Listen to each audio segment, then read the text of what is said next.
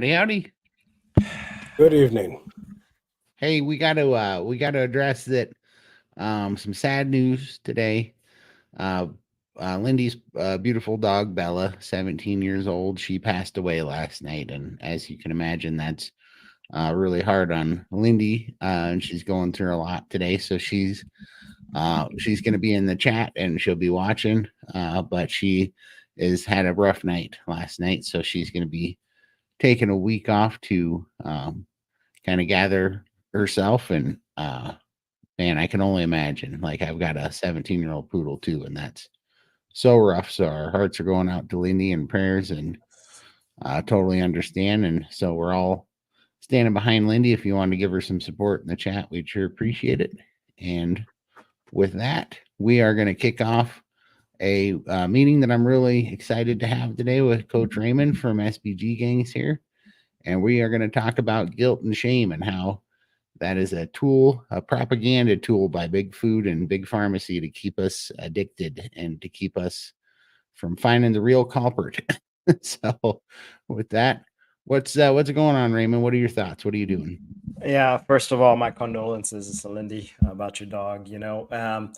I just want to remark. I heard your dog's name's Bella, and sometimes it seems like there's some kind of interesting fate that coincides. It's like the fact that you got with Bella to get your transformation with us, and your dog's name's been named Bella. It's almost like it's a cosmic, and even I'm sorry about your dog's death, but even then, all the way to this point, she played a part in all of this. So it's kind of cute. Absolutely. So, but about the guilt and shame, I'm kind of glad we're actually talking about it. We were chatting in the background there with Todd, and it reminded me we were talking about Godfather's Pizza and all that kind of stuff, because I used to work there. I worked there for 10 years.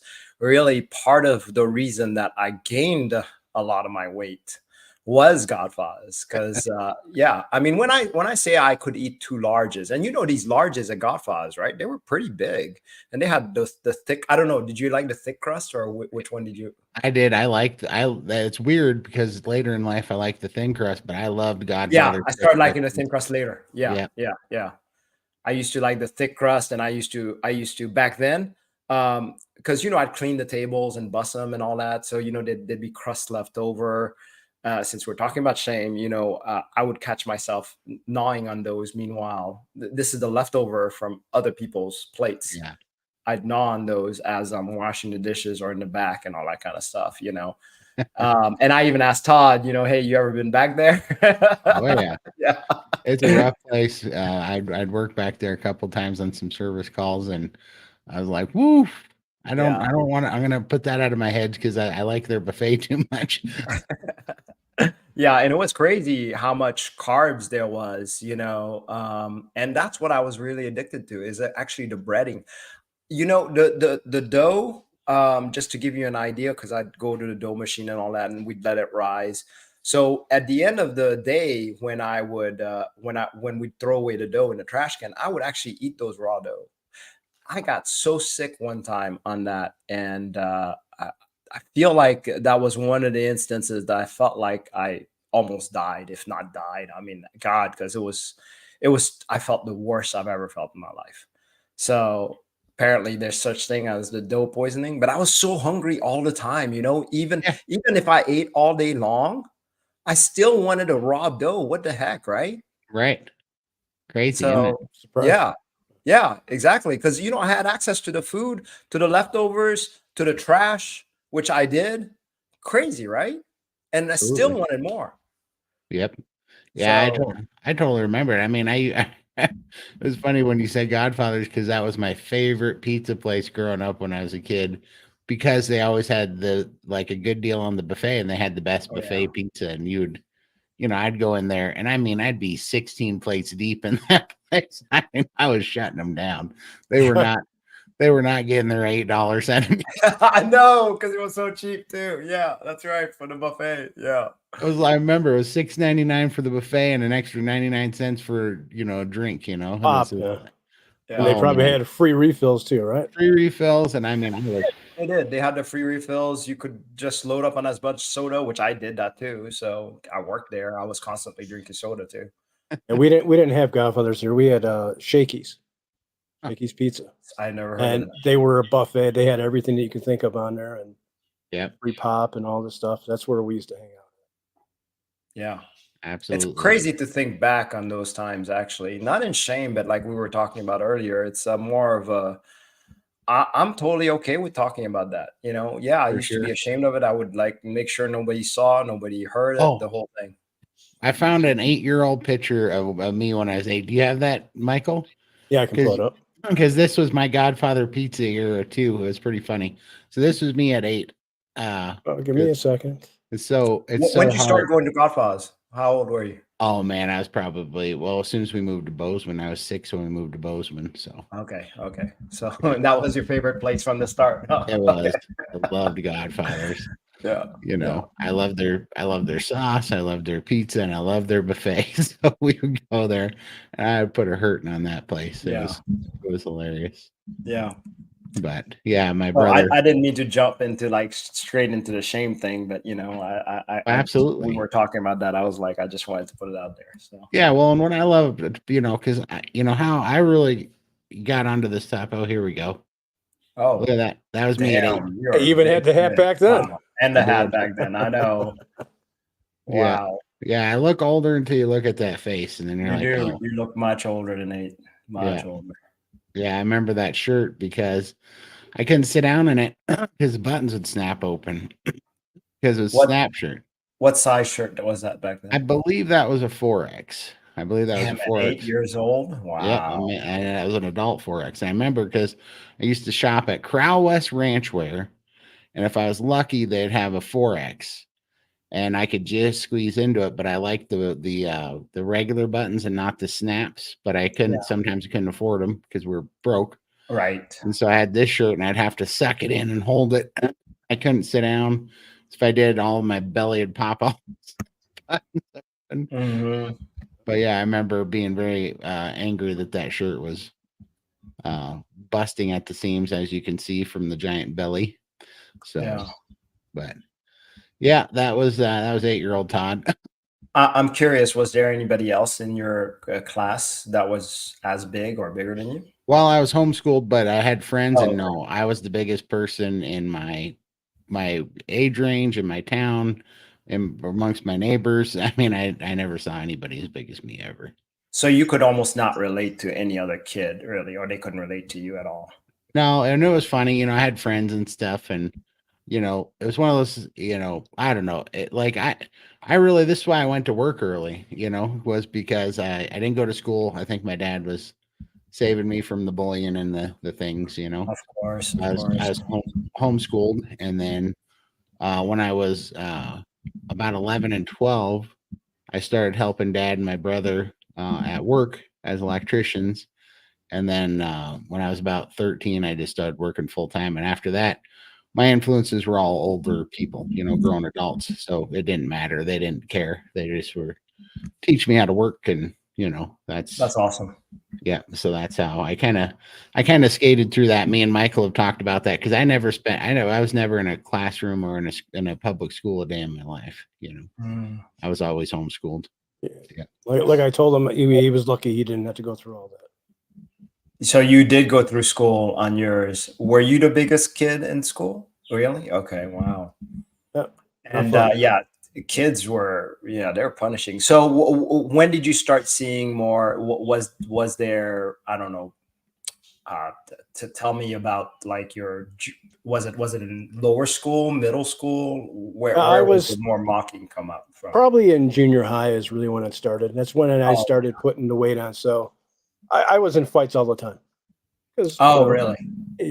Defend yourself, Yeah, of course. When somebody starts picking on you or something like that, that's how it was back then. Right. And so, I was in the principal office every day after lunch break. That's where it would happen, on the playground. Of course. Yep. Yeah. Unreal.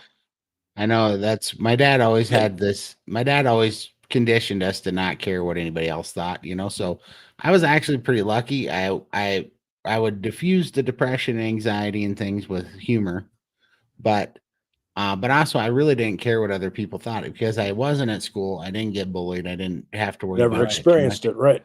You Yeah, never so experienced it. Yeah. luckily I had a pretty pretty good Good childhood, I guess. Yeah. well, yeah, and I wasn't paranoid about what people thought. I really didn't care. But Yeah. then when they would say something, I'd pop them. Okay. You wouldn't have a Go. problem, like Yeah, we hands would on. go for sure. That's funny. I think of my neighbor. His name was Russell Jazzcoff. I still remember that. And he was next door neighbor, and we were friends, and we would get along. But he took taekwondo, and when Mm, his two little taekwondo buddies would come over, then he would pretend like he didn't know me. They'd make fun of me because I was the fat kid next door. right. And him and his two little taekwondo buddies, I pummeled them more than once because they get together and they'd pick on me, and then I would be like, "Let's go," and I was just so much bigger than all of them. Right. I'm sure they couldn't take you. So you had several people try to take you at a time, huh? But and Yeah. I would, Yeah. I got in trouble more than once for smacking them around. Yeah, I'll bet. I'm surprised they're brave enough to take you. They would try to team up on me, and they'd try Yeah. to kick me and take these little shots and run off because they knew I wasn't. But I get hold of Yeah. them, and Right. they're in trouble. Yep. Yep.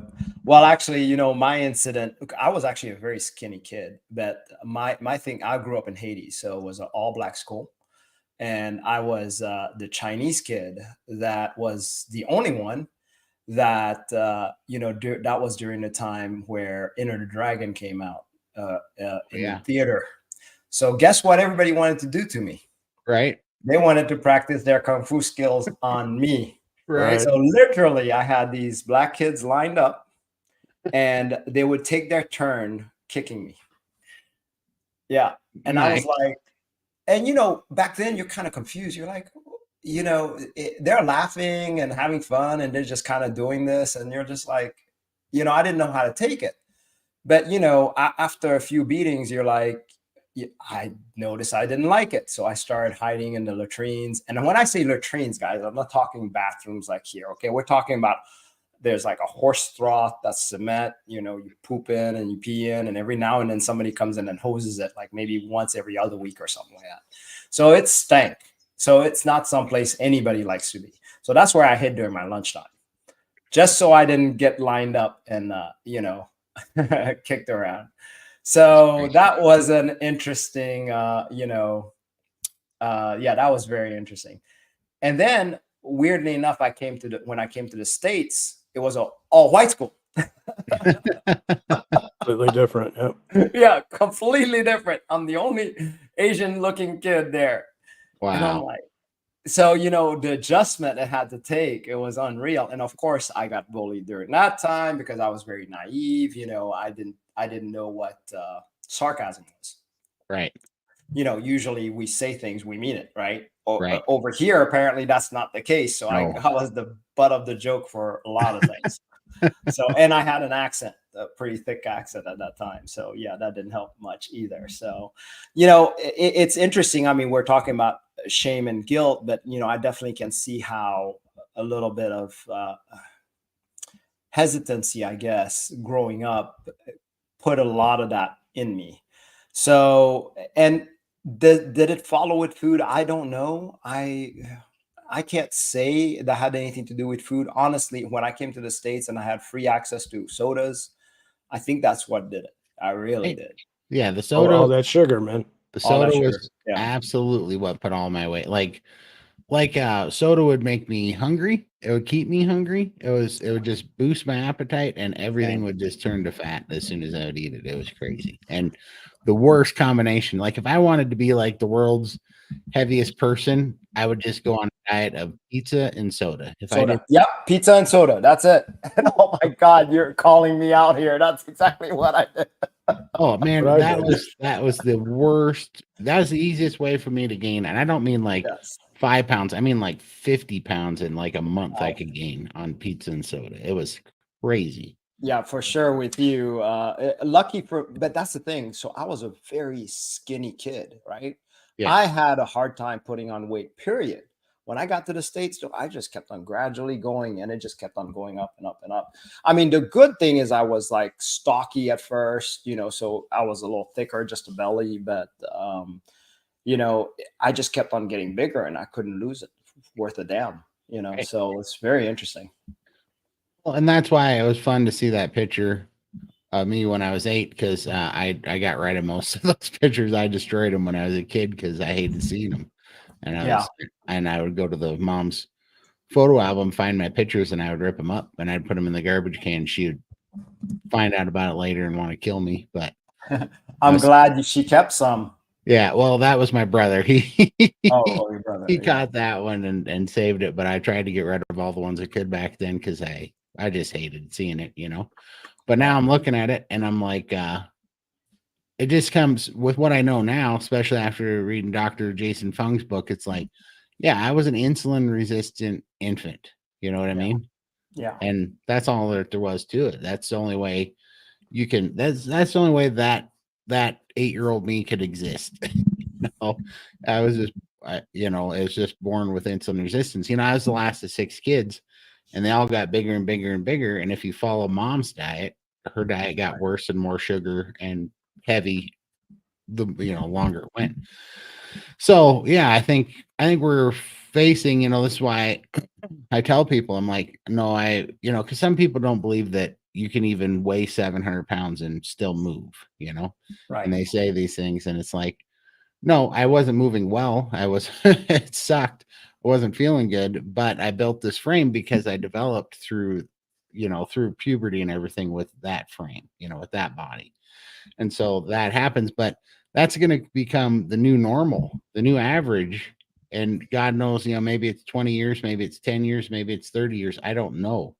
But if we don't want to see that, we better really start thinking about how we're going to combat, insulin resistant infants and what the parents are eating and what we're going to be feeding our kids, because it's getting out of hand, Yeah, I mean, it's a curse that weighs on you, So actually, both you and Michael, you guys carry all of that on the outside. For me, it just destroyed my insides. So either way, whether we're looking at or we're not, I didn't get to be 800 or 700 pounds. I got to be 250, which is, for you guys, you're like, oh, I wish I could be there, but it doesn't matter. My inside is totally torn up. I wouldn't wish that part on you at my worst days. They were horrible. Oh, I believe it. I've said that a lot of times. In a lot of ways, I think people that can be really obese are actually kind of lucky.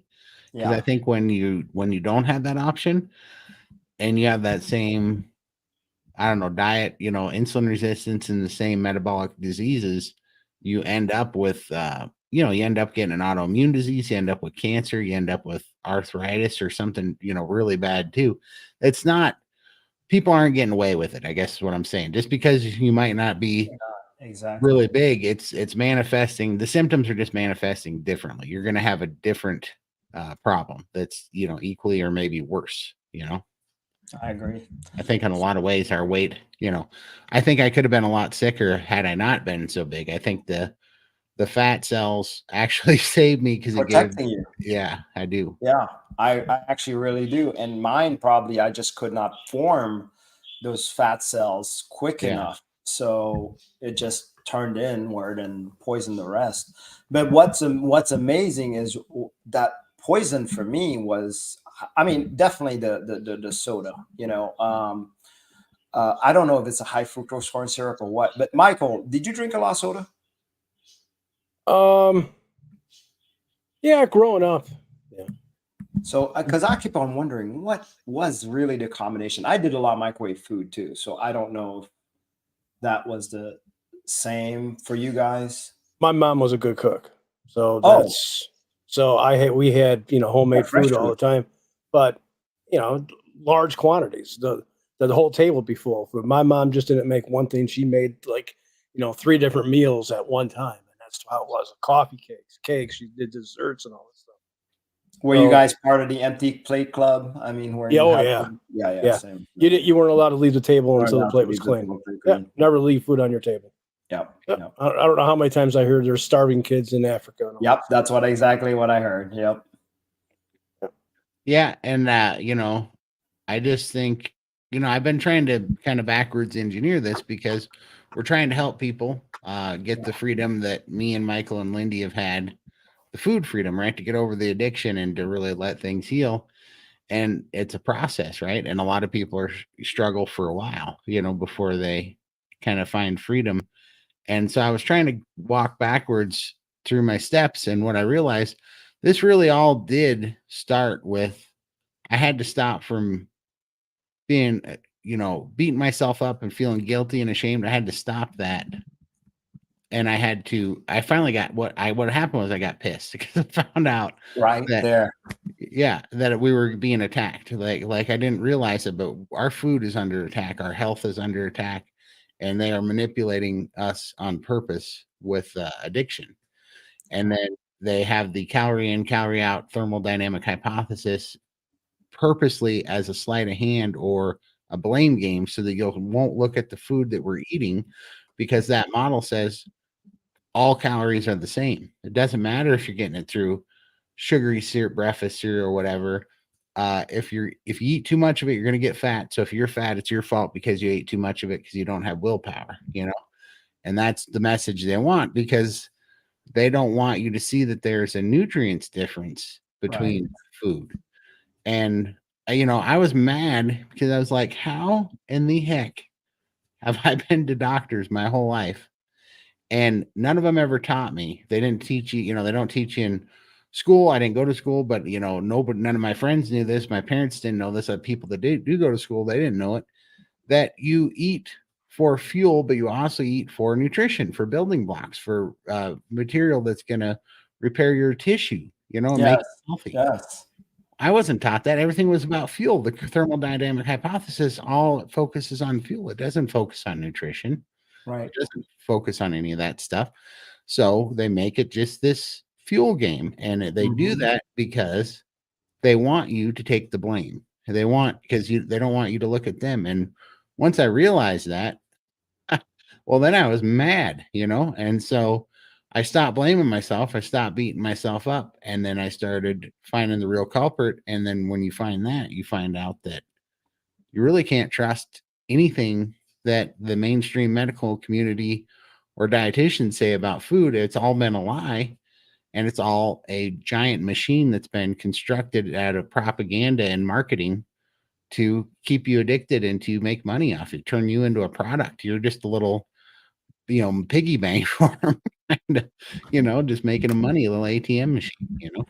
I love what you're saying, because if I want to go back, because when I found out with the Procter and Gamble scandal thing, where they found out how to make hydrogenated fats, and it looked like they were selling it for candles initially, and it looked like fat. So they were like, when the light bulbs started coming out, they started nearly going out of business. So they started saying, hey, we could sell this. We just need a scapegoat saying how fat was bad. And that's where it was like, I was like, no, I can't believe people actually fell for that. So then they started selling it like fat in the science lab is good for you kind of thing, And, nowadays we would never say, oh, in a science lab, that would be terrible, right? But really, that's where a lot of our fat's still coming from. That's the crazy part, right? Now we have all kinds of versions of that. So you see that lie, then it promoted that lie, which Procter and Gamble put in money into the American Heart Association. Yes, the same one that exists today, the American Heart Association, and they pumped it how saturated fat was bad for your arteries. And then they actually hired Ansel Keys to be one of the forefront people for it. And you're like, how did it go all of that? And then comes in the sugar company. So it's like we had no chance. It's not like just one point, then all of a sudden the others, and they were raking the bucks on it. The medical industry started making a lot of money because there was a lot more sicker people. Back in the 1920s, I think it was a little late 1920s. That's when cardiologists started coming in the scene. What's interesting is Procter and Gamble came around the 1910s, where they started getting out that fat. Is there a correlation? I can't say there is, but that's quite coincidental. All of a sudden, cardiologists started making money. So there is a hand in hand. This disaster was feeding all these people. It's terrible. Absolutely. Yep. Absolutely. And, I don't know, I don't think anybody had this disaster plan completely orchestrated. I think there's just a lot of happy accidents that they could make money off of. That's it. Right. And then once they start seeing it, it's just, they just kept doing it worse and worse. Right. Just look at this. You think you're drinking healthy juice. Right.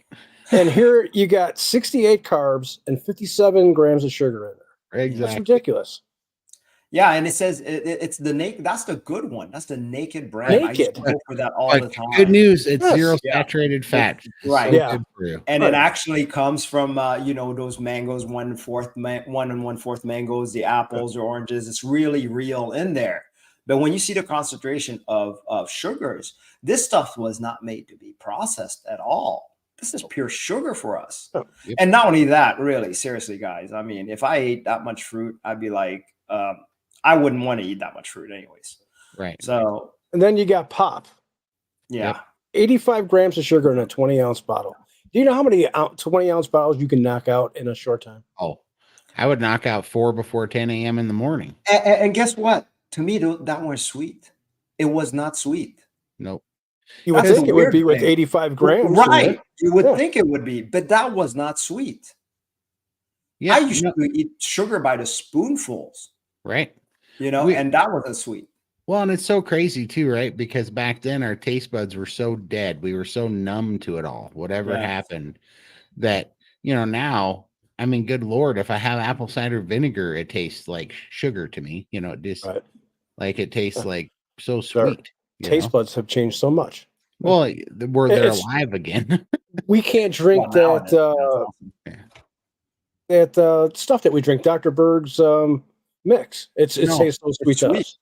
It's too much. Yeah. I'm amazed at what I think is sweet now. Shoot, sometimes my water, the little soda water I drink, is a little sweet. I'm like, what the heck, Yeah. So. Well, and is it just me? I remember when I was trying to get off soda many times when I was a kid that I would try to drink the San Pellegrinos and stuff I drink now. Yeah. They tasted bitter. They tasted so bitter. Oh, I hated them. I was like, there's no way in hell you would catch me drinking some of those. And look at me now. That's all I'm drinking. It's all I drink too, and they don't taste bitter at all. They actually taste a little sweet. Yeah. Yeah.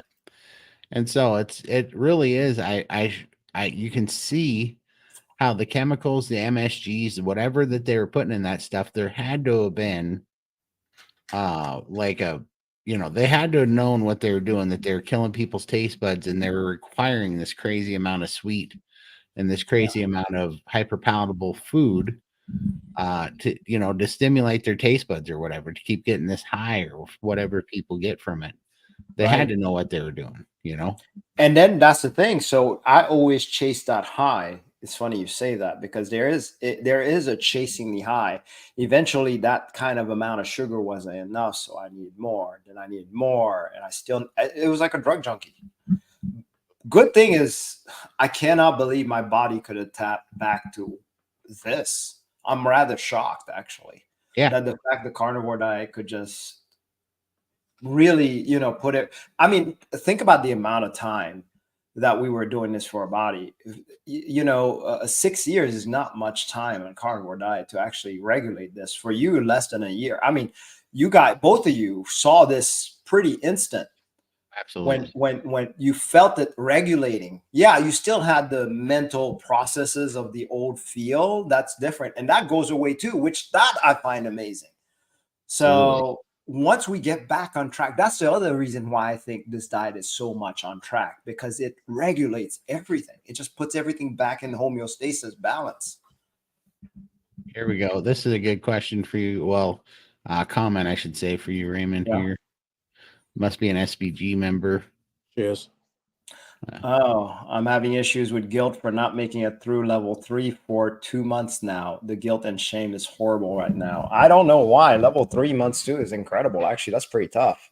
So we're talking about you're in the alternate day fast part. If anything, I'd be patting myself on the back, taking a break, enjoying going backwards at level 2, working my way up. I mean, Monty, that's the thing. When I create these calendars, it's created for challenging ourselves slowly. It doesn't mean you have to complete it. It doesn't make you a failure and that's the amazing part. Let's talk about that, Todd. Our society is so quick to make us a failure when we're not able to achieve a certain level. And all of those don't matter because we're not all the same people. And I always say that it's like, we're not all capable of doing certain things you're better at than I am. I'm better at certain things than you are. All of us have our special skills. That's what makes it wonderful that we're human beings.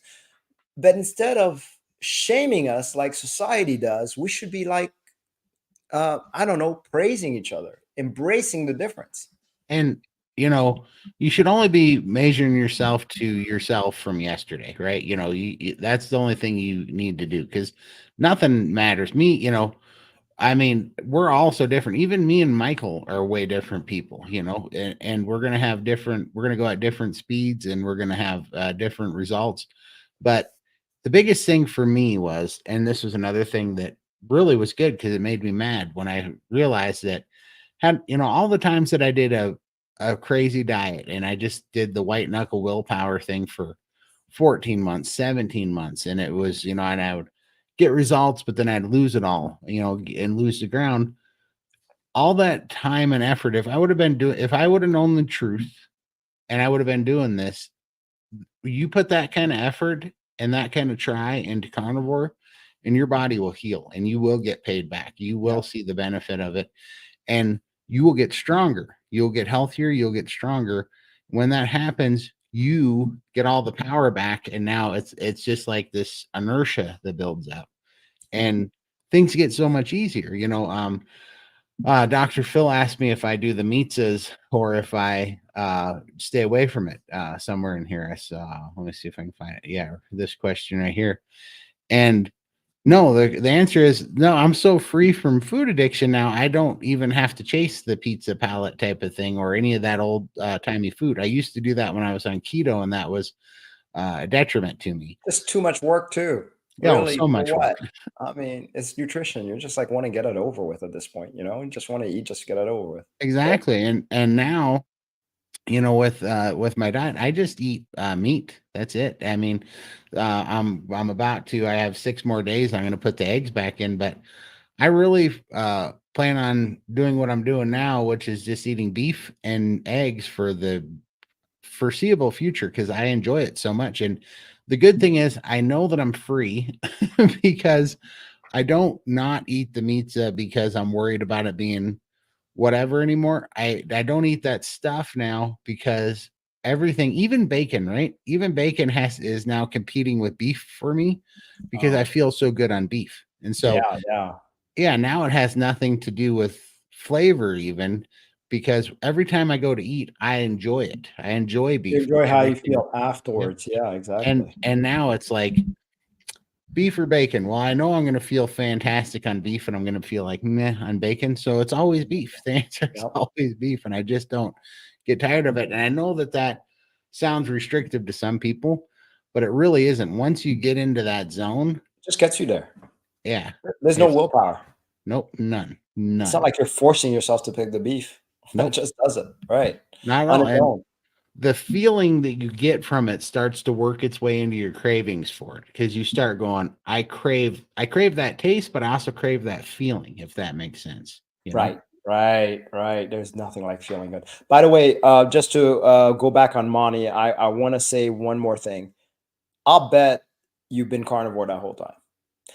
To me, forget the levels. If you're just carnivore, that's the win by itself.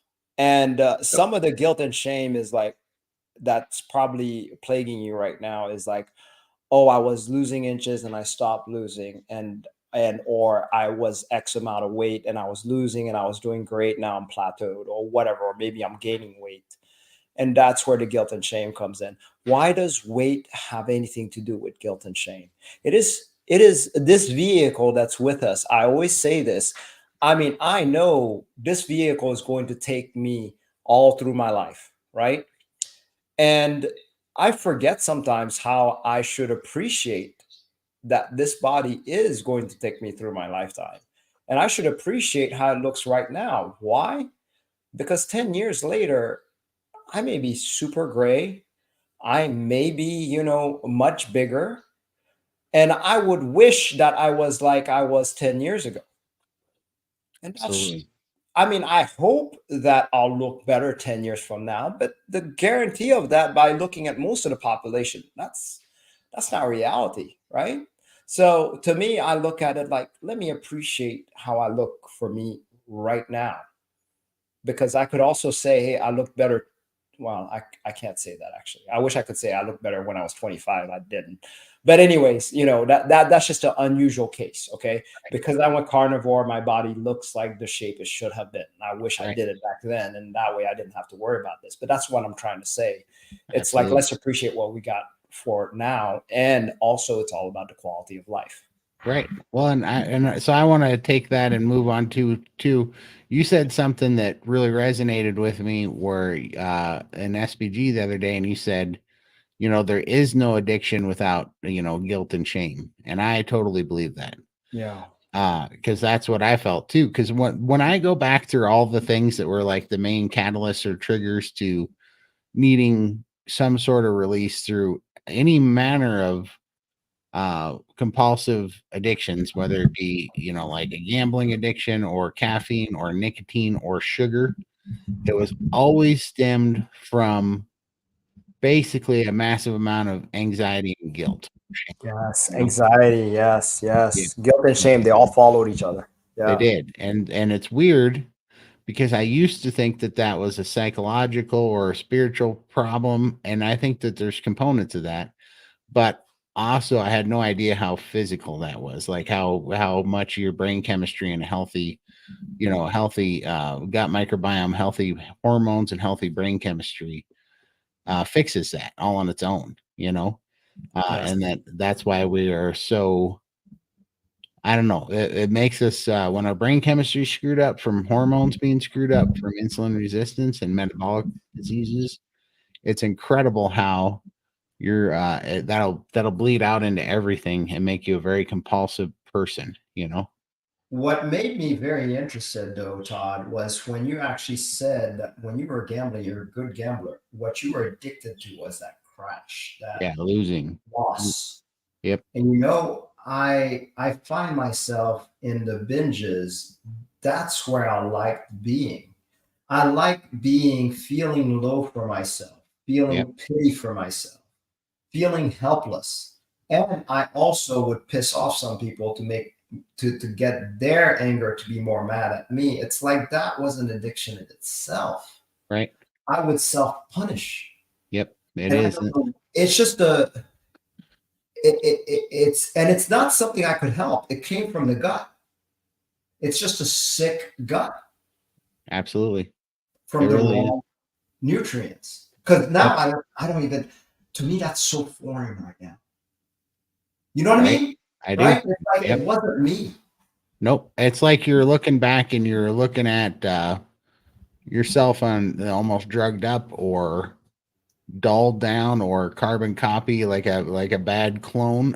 Right. Like a bad clone. Right. Yeah. I mean, it's weird. It really is. But when I was first started doing carnivore, it was so prevalent. Like the chemical changes that I was going through were so crazy that I'd have to, when I was feeling good and there was no anxiety, I'd have to write myself notes when the anxiety would come back because I was like two different people.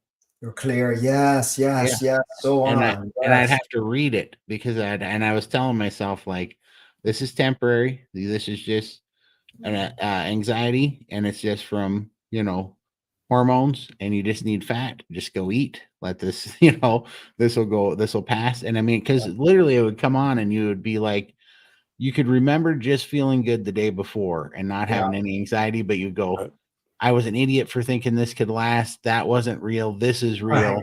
Right. And you just go through it. And this is just another thing you're going to fail. This is just another fad diet you're going to get go back. Like all these things would just be there, just beating. I mean, just as loud as could be in your head. And and then it's just like, might as well eat the pizza, you might as well feel better, and that's literally why I came up with that, what I called the emergency protocol. When my head was like that, I would read my notes that I wrote to me myself the day before to remind myself of what it's like on the good side, and that the good side was the real side, and this is the illusion. This is the trick of the anxiety. And then I would have to go eat bacon and eggs until that went away. And that fat from the bacon and eggs would calm that anxiety down. It was like an anxiety attack. Absolutely. It would calm down. I'd come through it, and then I'd be like, whew, that is so convincing. The weirdest part is I cannot force myself back into that thought. Once it's gone, it's gone. It's like it didn't exist. And you're like wondering, how can that be? How can you be in that state where you can't get out of it, to the state where when you're out of it, you can't get in it if you wanted to? Right. You can't. You can remember. You can remember. Yeah. Yeah. You can remember kind of like you don't feel your process, but you can't remember, but you can't feel the darkness that's there. You can't feel that darkness. Yeah. No. And it's funny that because we were talking about depression. That's how depression is for me. Yep. Same kind of way. Like I cannot talk myself out of a depression. Nope. But when I'm out of a depression, I can't talk myself into a depression. Now, don't get me wrong. There are circumstances like, I mean, I'm sure with Lindy's dog, that would be something that would get me into a depression. So there are certain circumstances that can get me into it, but at least it's a point where I have a choice and I can say, okay, I want to willingly get into it. See what I mean? For sure. Absolutely. Well, and I think that that's it, don't you? I think that when we are mentally, I think when you're insulin resistance and you have a metabolic problem, it seems to really stem with always having high insulin, high fasting insulin. Yeah. And I feel like high fasting insulin is very dominant and it messes up your hormone balance. And when it gets really out of whack, it's just going to mess up your brain chemistry. Plus your gut, your microbiome is going to be messed up, and that's going to screw up your brain chemistry real bad too. I think the gut and the brain are literally like one unit. Yeah. That's how much I really think it is. Yeah. Yeah. Because you always feel it coming from the gut first, right? Oh yeah. You feel the guilt in the pit of your gut. You feel anxiety in the pit of your gut. That's where I feel it. Yeah. Yeah. Worry. Yeah. Worry. Yeah. Yeah. Exactly. All of that. Yeah. And so now that I recognize that, because I had no idea that was going to, getting rid of that anxiety and getting rid of that depression and getting rid of that guilt and that shame also got rid of my compulsive nature, which in turn got rid of caffeine. It got rid of sugar. It got rid of nicotine. It got rid of gambling. And it just got rid of my compulsive nature, period. I had a compulsive nature with whatever I did. I had no patience. Right. Everything had to be right now. It had to be 110% or 150%. No easing into anything. Everything was full throttle on. Go for it till you crashed. All off. Yep. Yeah. And you would do it and you'd crash and burn every time. And I did that with everything my entire life. It didn't matter what it was. And now it's funny. I still have the drive, and I like to kind of dream big and to see big things, but I'm way more calm about it now, way more patient. And I don't have to be compulsive about anything, and nothing has a hold of me. And that was literally from diet. It wasn't from anything else. It was from what I was eating. It's not like you meditated on a mountaintop to get this thing, No. Nope. That's not what I did.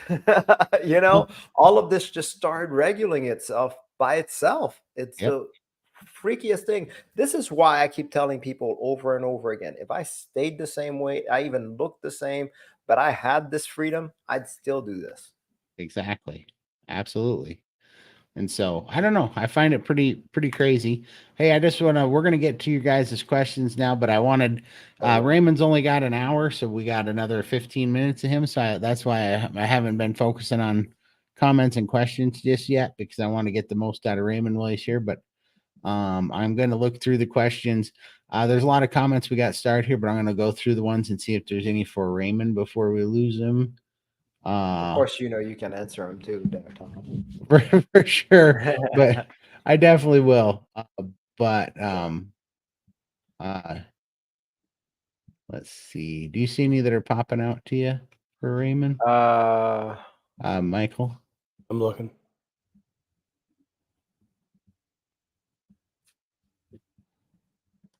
One about SPG. Oh yeah, that's sweet. The beauty of SPG levels is to find your groove in the spectrum of carnivore feasting and fasting. Each of us has a meat spot. I love that. Can't be a sweet spot. That's nice, Dr. Phil. Awesome. Phil I love how knows, you man. did that. It's so Yeah, true. he does. Yeah. Here's a quick one. Have any if Soda you have water, does your throat start to hurt? You guys had that? no Too many. yeah, I'm the extreme example of that because You I've dug had it? I do all the time. But that's Oh. seriously why I do it, is because I love the burn in your throat from I do too. Yeah. that's why I do it. Yeah. So I mean, yeah, it burns, but it doesn't last. Like it's not a It lingering doesn't thing. hurt. No. No. Yeah. It's a tingle. Yeah. Yeah. For sure. I would just suggest maybe, I don't know. Don't get me wrong, the soda fizzy itself is kind of like a little bit of addicting. So to me, yeah, this is a treat. Yeah, this is a treat. So there goes Todd. It's not a treat for me. I drink anywhere from and these are the 25-ounce bottles. I drink anywhere from 6 to 12 of those a day. Yeah. I put them down. So I think there's a question that just came out now for me. Pull that up. There we go. I work from home. Okay, so Raymond, what do you think about rebounding and it's aiding weight loss? I work from home and walk, but sometimes I have a hard time getting to exercise. So, under rebounding part, what I really believe, because first of all, it's bouncing up and down. So, Michael, you have a shake plate, right? Yep. Yeah. And I think it's kind of the same. All it does is it moves fluid, moves your lymphatic. But Michael, you probably could talk about that more. So I think rebounding works kind of similar. According to, Lindy knows it better than anybody else, and she's got one out of the three of us, but she loves it. And I think it's all going to depend on what stage you're at. I know I can't use a rebound. Great point. I'm way too heavy, and I'm over all the weight limits. Right. So for me, the vibration plate is what I think is working the best. And Todd knows that his muscles all cramp up and stuff, and when he uses his. Oh, you do a rebounder, Todd? No. No, I have a shake plate. You have a shake plate too? Okay. But I am getting a rebounder after listening to Lindy. But so here's a funny thing. I went from being stuck in a recliner for 2.5 years and really hadn't been out of the house much in about 4 years now. And so I went to a buddy's though, and I played pool all night with him for about 16 hours. And wow. I was sore. In fact, I was a little bit, it was a slap in the face because I was like, how did I just get sore playing pool? I used to play pool all the time, but it was just because I stood on my feet and bent over this pool table for 16 hours. I guess I'm not used to it. And I hadn't done that for so long. And I thought I was in, I do the hit axle and I've been doing yoga and stuff, but I do that for 30 minutes at a time. I haven't done that not that long for 16 hours in a long time, Right. So I was sore, but I was also extremely happy to be that sore because you would not believe. I mean, DC told me something the other day. I think he said you're the metamorphosis body type, so you're going to build muscle quick. I think is what he called it. Well, my legs swelled up, and I built so much leg muscle just in that one day. It was stupid. That's unreal. Yeah, like my quads and they just got. You could just feel them like busting through the fat layer. It's great that it responds that fast. That's amazing. It did. And when I did that, I lost a bunch of fluid. At first, when I was sore for the first 3 days, my legs got packed with fluid. I got a bunch of fluid on me, but then I lost it. And so what I was saying is I can definitely see I'm excited to do the rebounding now because I need more of that big muscle movement and more of that lower body pump. And so what's really cool about it is they say that 5 minutes on a rebounder is equal to 20 minutes of walking. So you get so much more of a pump in your lymphatic system, and your lymphatic system drains so slowly. Mhm. Like, I think they say it takes about 2 minutes for one full circulation of a lymphatic fluid. So it's about duration. So you really need to be able to put some time in there and get some of, you need a good pump for a good amount of the day to really start working your lymphatic system and opening it up. And if you have a stubborn weight too, it's going to be real hard to lose if your lymphatic system's not Things pumping. aren't moving. That's Things, right. You're you trying to got get to it to move. you got to get it to move.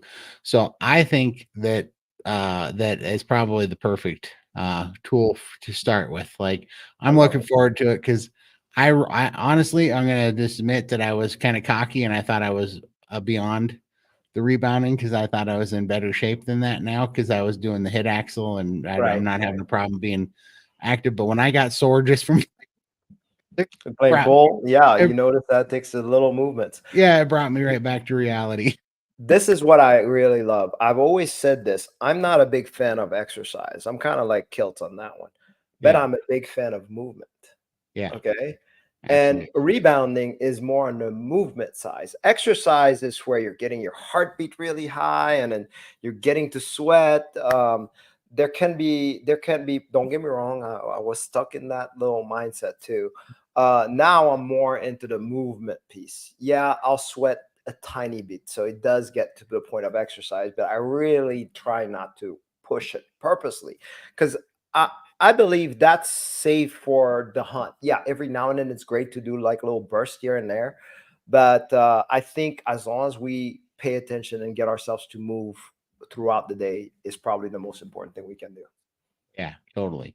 And anything, I think it's just like the carnivore diet though, too, right? The movement should be it needs to be kind of fun. It needs to be something you like so that you'll keep doing it. If you want it to be sustainable and you want it to be a new habit, it should be something that's not going to make you double over and be, like, honestly, I love playing pool. So I was kind of excited about it because I'm like, Yeah, I used to play a the ton of passion. pool when I was, yeah. So I'm like, Yeah, okay, this is a good, easy movement that it would be something to do to just kind of be used to being on my feet, 12 yeah, hours a day instead of, not sitting down and stuff. Cause I work at a computer and that's really what it was just, holding 480 pounds for, and it's on your feet. That's what it was. Cause that's a workout. yeah, So yeah. I just got to get back to that. But so I could definitely see the rebounder being a good step into the right direction for that, kind of easing you in there. Yeah. And I love what Lindy said. She's not doing it for weight loss. She's doing it because it gets her body moving, so and gets the lymphatic and you can feel it, the strength in the core and the muscles. Weight loss is a bonus. It really is. When the body's ready to shed the weight because it doesn't need to protect ourselves from itself, then it'll let it go. That's what I believe. So if we keep focusing on that weight loss because of whether it's vanity or whether it's shame, whatever it is, Raymond, let that go. I have to Yeah. agree with you because right now I'm fighting COVID. My mom got it and I have it. And since I got sick on COVID, and I got kind of stressed out when I was sick, I gained a bunch of weight, and it's clearly Yeah. fluid because I Yeah. didn't even eat for 2 days. I fasted through it and I gained a bunch of weight. You know what I mean? Fluid, yeah. Yeah, and it's just like it's clearly your body when your body's stressed and sick Yeah. and Yeah. going through something, you're Yes. not going to lose anything. Your body holds on to everything. Because it doesn't understand what's going on in your life right at that moment. Right. You know? And it's not doing this because it hates you. I mean, it's doing this to protect you. But we think of it like, oh my God, I've done something wrong. This is me. This is my fault. And it's not. It's like, let your body do its thing. As long as you know how to feed it properly, stop listening to propagandas and stuff like that. Eat meat, Absolutely. things will work. Yeah, I know. It's so funny. One of these days we're gonna have to have a naysayer comment thing again too, because the comments are so hilarious on that stuff. But anymore, man, my message is just it's not doing us any good to beat ourselves up. And by the way, we're gonna go into a lot more on guilt and shame. Well, it's just If you guys want to hear it, yeah, let Todd know. absolutely. I can come back and we'll talk about it. Absolutely, because we're going to keep doing this because I think this was kind of the introductory to it. But I really do believe that that you're right there, Raymond. I don't know in my life. I don't think I had any addictions that didn't spawn from anxiety, that spawned from guilt and shame. And I don't want to go. I'm not trying to preach to anybody, but I think that that's one of the longest tricks. I think Yes. that these companies are doing it. I mean, if you look at the Bible talks about dead works. That comes from us wanting to punish ourselves. That comes from staying bondage to guilt and shame. And I think that's one of the oldest conditions of humanity, that we easily fall into that Straight from the Garden of Eden. Yeah, exactly. Quite literally, right? Yeah, quite literally. Yeah. Since the beginning of what I believe, I think that's one of the most common things, to beat ourselves up, to hold ourselves responsible, which is why it's so crazy that everybody's like, you got to take responsibility, you got to hate yourself and do all this stuff. You hear some of these motivational speakers talk that way, and it's like, we do that just fine in our natural default I was setting. going to say, that's exactly right. That's exactly right. I couldn't hate myself more than, well, I don't know how other people do it, but I'm sure they do. But I don't know if I could do it any more than I did. Yeah, absolutely. We are the hardest on ourselves. We are pretty miserable to ourselves that way. And it really is funny because we got to let that go. And some of it comes from arrogance, to think that we really matter that much too. Thank you. That's right, Todd. Yeah, that we're really that important or something. Exactly. Right. Exactly. We got to humble ourselves and go, look, I'm just an imperfect human being, and I'm going to make mistakes. And that's okay. Yep. And that's fine. Yeah. Just like everybody else. And we're going to work through it. And just kind of humble yourself to not think that you're that important to the system here. We have one life. Okay. First of all, we're just a bleep of that experience in that life. Really and honestly, if we take ourselves that seriously, we're going to miss that magic of life. That little moment that we get to experience, we're going to totally miss it because we were stuck in these fear, guilt, shame. We missed the whole ride. I know I missed out on a lot. Absolutely. My brother says it all the time. He goes, I think when we go to heaven, we're going to find out that Earth was supposed to be like summer camp, and we were supposed to be down here carefree like children. Right. And we're just supposed to be having fun with each other, loving each other, having a good time, learning carefree. And he said, we screwed it all up by taking on all this responsibility for what God's got under control, thinking that we matter so much to the system of everything, that we take on all this guilt and shame and worry and anxiety, and we don't have to take any of that on. Like, this is not, we're not in charge of this. If we just, I mean, don't get me wrong, I think it is built from food. At least in my case, it was. For sure. Once the food got in right, I can see actually clearly and see how these don't serve me at all. Absolutely. This was holding me down from seeing the magic of what's going on out in this world. Yep. Absolutely. I totally agree. Yeah. And like I said, I think it's like I said, I don't try to preach to anybody on here, but this is the lens that I seen things through. So when I started seeing things, when the food healed me, right, and my chemicals got a little more balanced or whatever, then I could see how I was bringing that my nature into that thing, right? Like the nature to beat myself up, how that was keeping me hooked to these foods, and that thinking, right? Because like I said, when I used to think that I was just broken, or I was, abnormal, and that's just the way I was, because like that picture, I didn't see anybody else as big as I was. Nobody was as big as me. There was no, so that made me think I was, set aside, and I was just different and broken. And when I was doing that, I was not, it's like putting the wrong guy in prison. One, you're beating up the wrong guy, but two, you're not going after the real culprit. You're not a problem because you think you got it, So when I was beating myself up, I wasn't looking at my food environment. I wasn't looking at the doctor's recommendations of calorie restrictive diets and low fat diets. I never suspected those because it was me. you know? Yeah. And it was a whole Stockholm syndrome too. It's like I protected the very food that was harming me, and also protected the very doctors that were telling me that that it was my fault. I believed them, Exactly. and that's the worst part. But hey, yep, I'm on time, so I'm gonna No have to worries. get going. So thank you for having me Yeah. here. Hopefully Heck we'll do yeah. this again. Depending on if everybody liked it. So really appreciate Absolutely. you guys. Appreciate it so Todd, much. Michael. All right. Appreciate it so much. You have a good day, Thanks and for we'll see you hopping on, next week Raymond. in the Thank you. SPG. All Yep. right. Take care. Bye bye. Yeah. Take care. I appreciate you guys. We're gonna here. Let's go back up and get the starred comments. Here, I just want to just with this one here with Mr. Bigglesworth here. He's only been doing carnivore for 22 days and he lost 18 pounds. Congratulations, man. And it's completely off insulin. That right dude, there, you know how huge that is? That right there is bigger than the 18 pounds loss. right? Like let's put this in perspective. Seriously, right? The heck with the weight, but the insulin. If your doctors had gave you a pill that got you off of insulin and made you lose 22 pounds in 18 days, they would plaster you on the side of billboards because you would be the And success bus story for board. their magic pill. Yes. You Be all over TV. And yeah, it would be miraculous. You would be the $10 million man for that magic pill. But because it's the carnivore diet and there's no money in it, the doctors will tell you that they're worried about your diet. That's how this is what I talk about when you stop feeling the guilt and the shame and you start going to this and you start seeing just the common sense of it all, knowing that if there was a pill that could make you lose 22 or 18 pounds in 22 days and get off your insulin. There is a pill, Todd, and it's called meat. Yeah, exactly. Exactly. It really is. It's so crazy though when you really put these things in perspective. You don't have to sit here. You start to see the propaganda, because I don't know.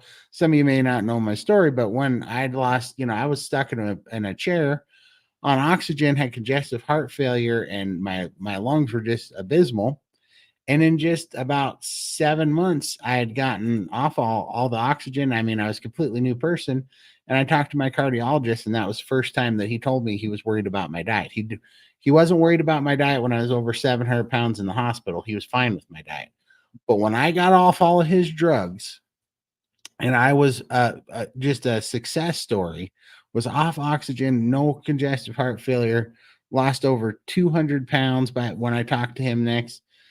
He didn't care. He was worried about my diet when I told him I did that with carnivore. So that's what you got to keep in mind, because these guys are insane drug pushers. They don't have something to sell. Nope. They don't have anything to sell. Healthy people, they don't make a lot of money. And like, it's not all doctors. I'm not trying to put all doctors under that same umbrella. A bunch of them are doing this, but they have been indoctrinated like we have to the propaganda. And so they see it's so crazy that the indoctrination's so bad. When they hear that you're eating all this red meat, it doesn't matter that you just saved your life. It doesn't matter you got off all the drugs. It doesn't matter that you're exponentially more healthy. They really believe in what they're taught, and they just don't realize they've been indoctrinated because, all this medical or all the dietary issues and dietary and nutrition training is what I'm trying to say, is all bought and paid for by big pharma and big food through epidemiology studies, which are basically just opinion pieces that are drafted to put everything in that kind of light, to keep you purchasing this terrible stuff, right? So it's not that my doctors are all terrible people trying to hurt me. They are literally just crafted and molded into this system, and they think that they're doing good, but it's just like that's why I literally told my doctor, I think you need to see a doctor, doc, because your brain's not working, because you cannot see what's standing right here in front of you. They're blind to it. Yeah. Right. He should have been asking me, what did you do? Because that's a miracle. Like, and start researching it. That's what people do. Right. Nothing is fixed. Nothing is fixed. Everybody has to go and look into stuff and see ways around something. There's no one way to do something. There's not. And if he was being honest, and if it wasn't an ideological indoctrination, I don't know, filter that they're looking through, they would be able to objectively stand back and look at what happened in front of them and go, all right, that's weird. That's not supposed to work that way. It's supposed to be bad. But you see, that's only one person. When you start having more and more people doing it, they can't and ignore it. you can't. No. Right. And, and the thing is, with me, I'm like, honestly, I've been going to the doctor since I was 9 years old, since a little bit after that picture. Right. And so in my mind, you guys, the medical community had 30 years. They had a 30-year shot, and I got exponentially sicker and bigger and more suicidally depressed and full of anxiety. And it was miserable. I didn't get free until carnivore. And I didn't get free until I had learned the system that, basically the enemy that I was fighting, that was coming after me, that was, that was coming at me with all barrels, with, between advertising and, the white coat doctors that are all telling me that, you got to get healthy, but don't eat fat and meat. Well, it was the fat and meat that I needed to eat the entire time that got me healthy.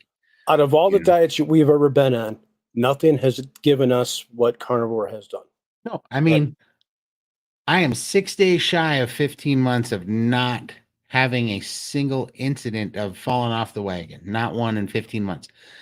That is unheard of for me in my entire life.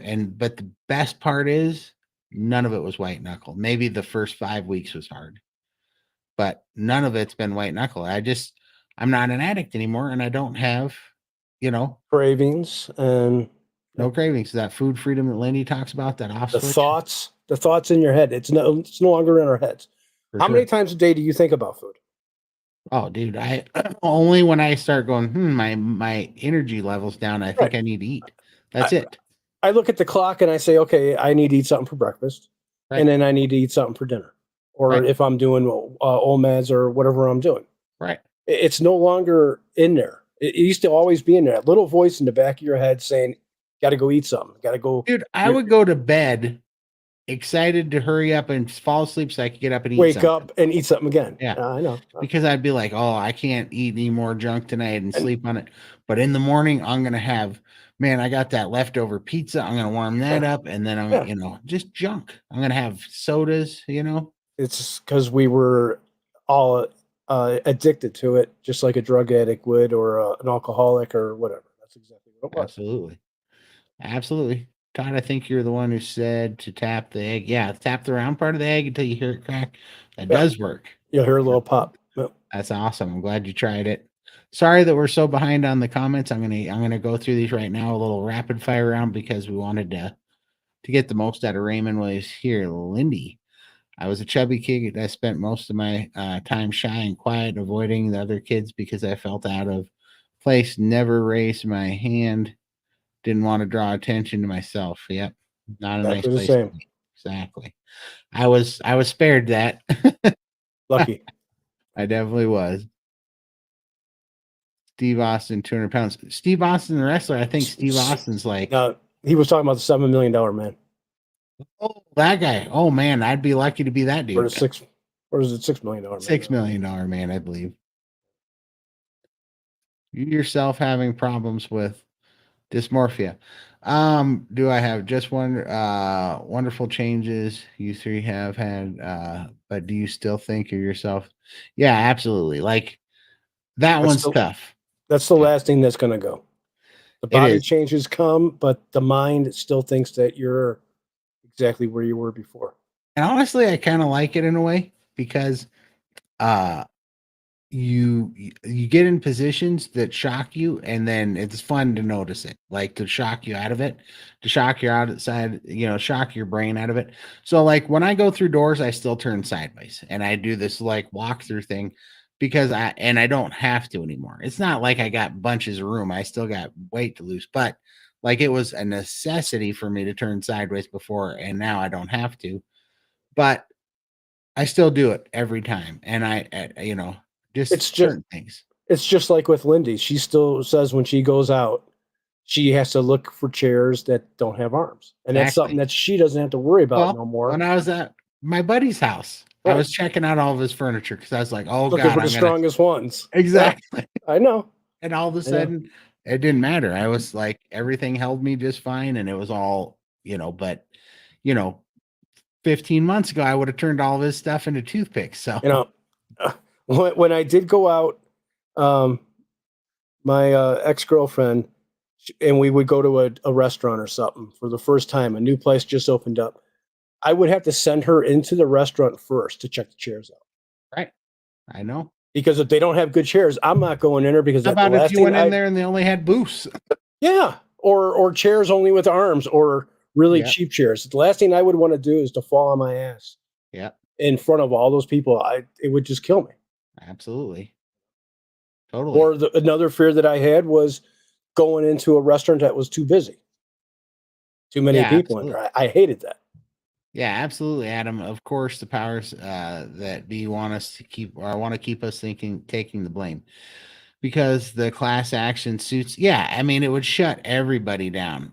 Would bankrupt the world. Yeah, like it would be. If the blame was squarely put where it belonged, like the amount of lawsuits and fallout to our economy and to like, oh man, I couldn't even imagine. I mean, when you really think about it, what they've done to our food environment, and between our food that they've screwed up and drugs that they've been giving everybody for it, it's responsible for more loss of quality of life and loss of life and suffering than all the world wars put together and all all genocide and communism. I mean, it's the greatest.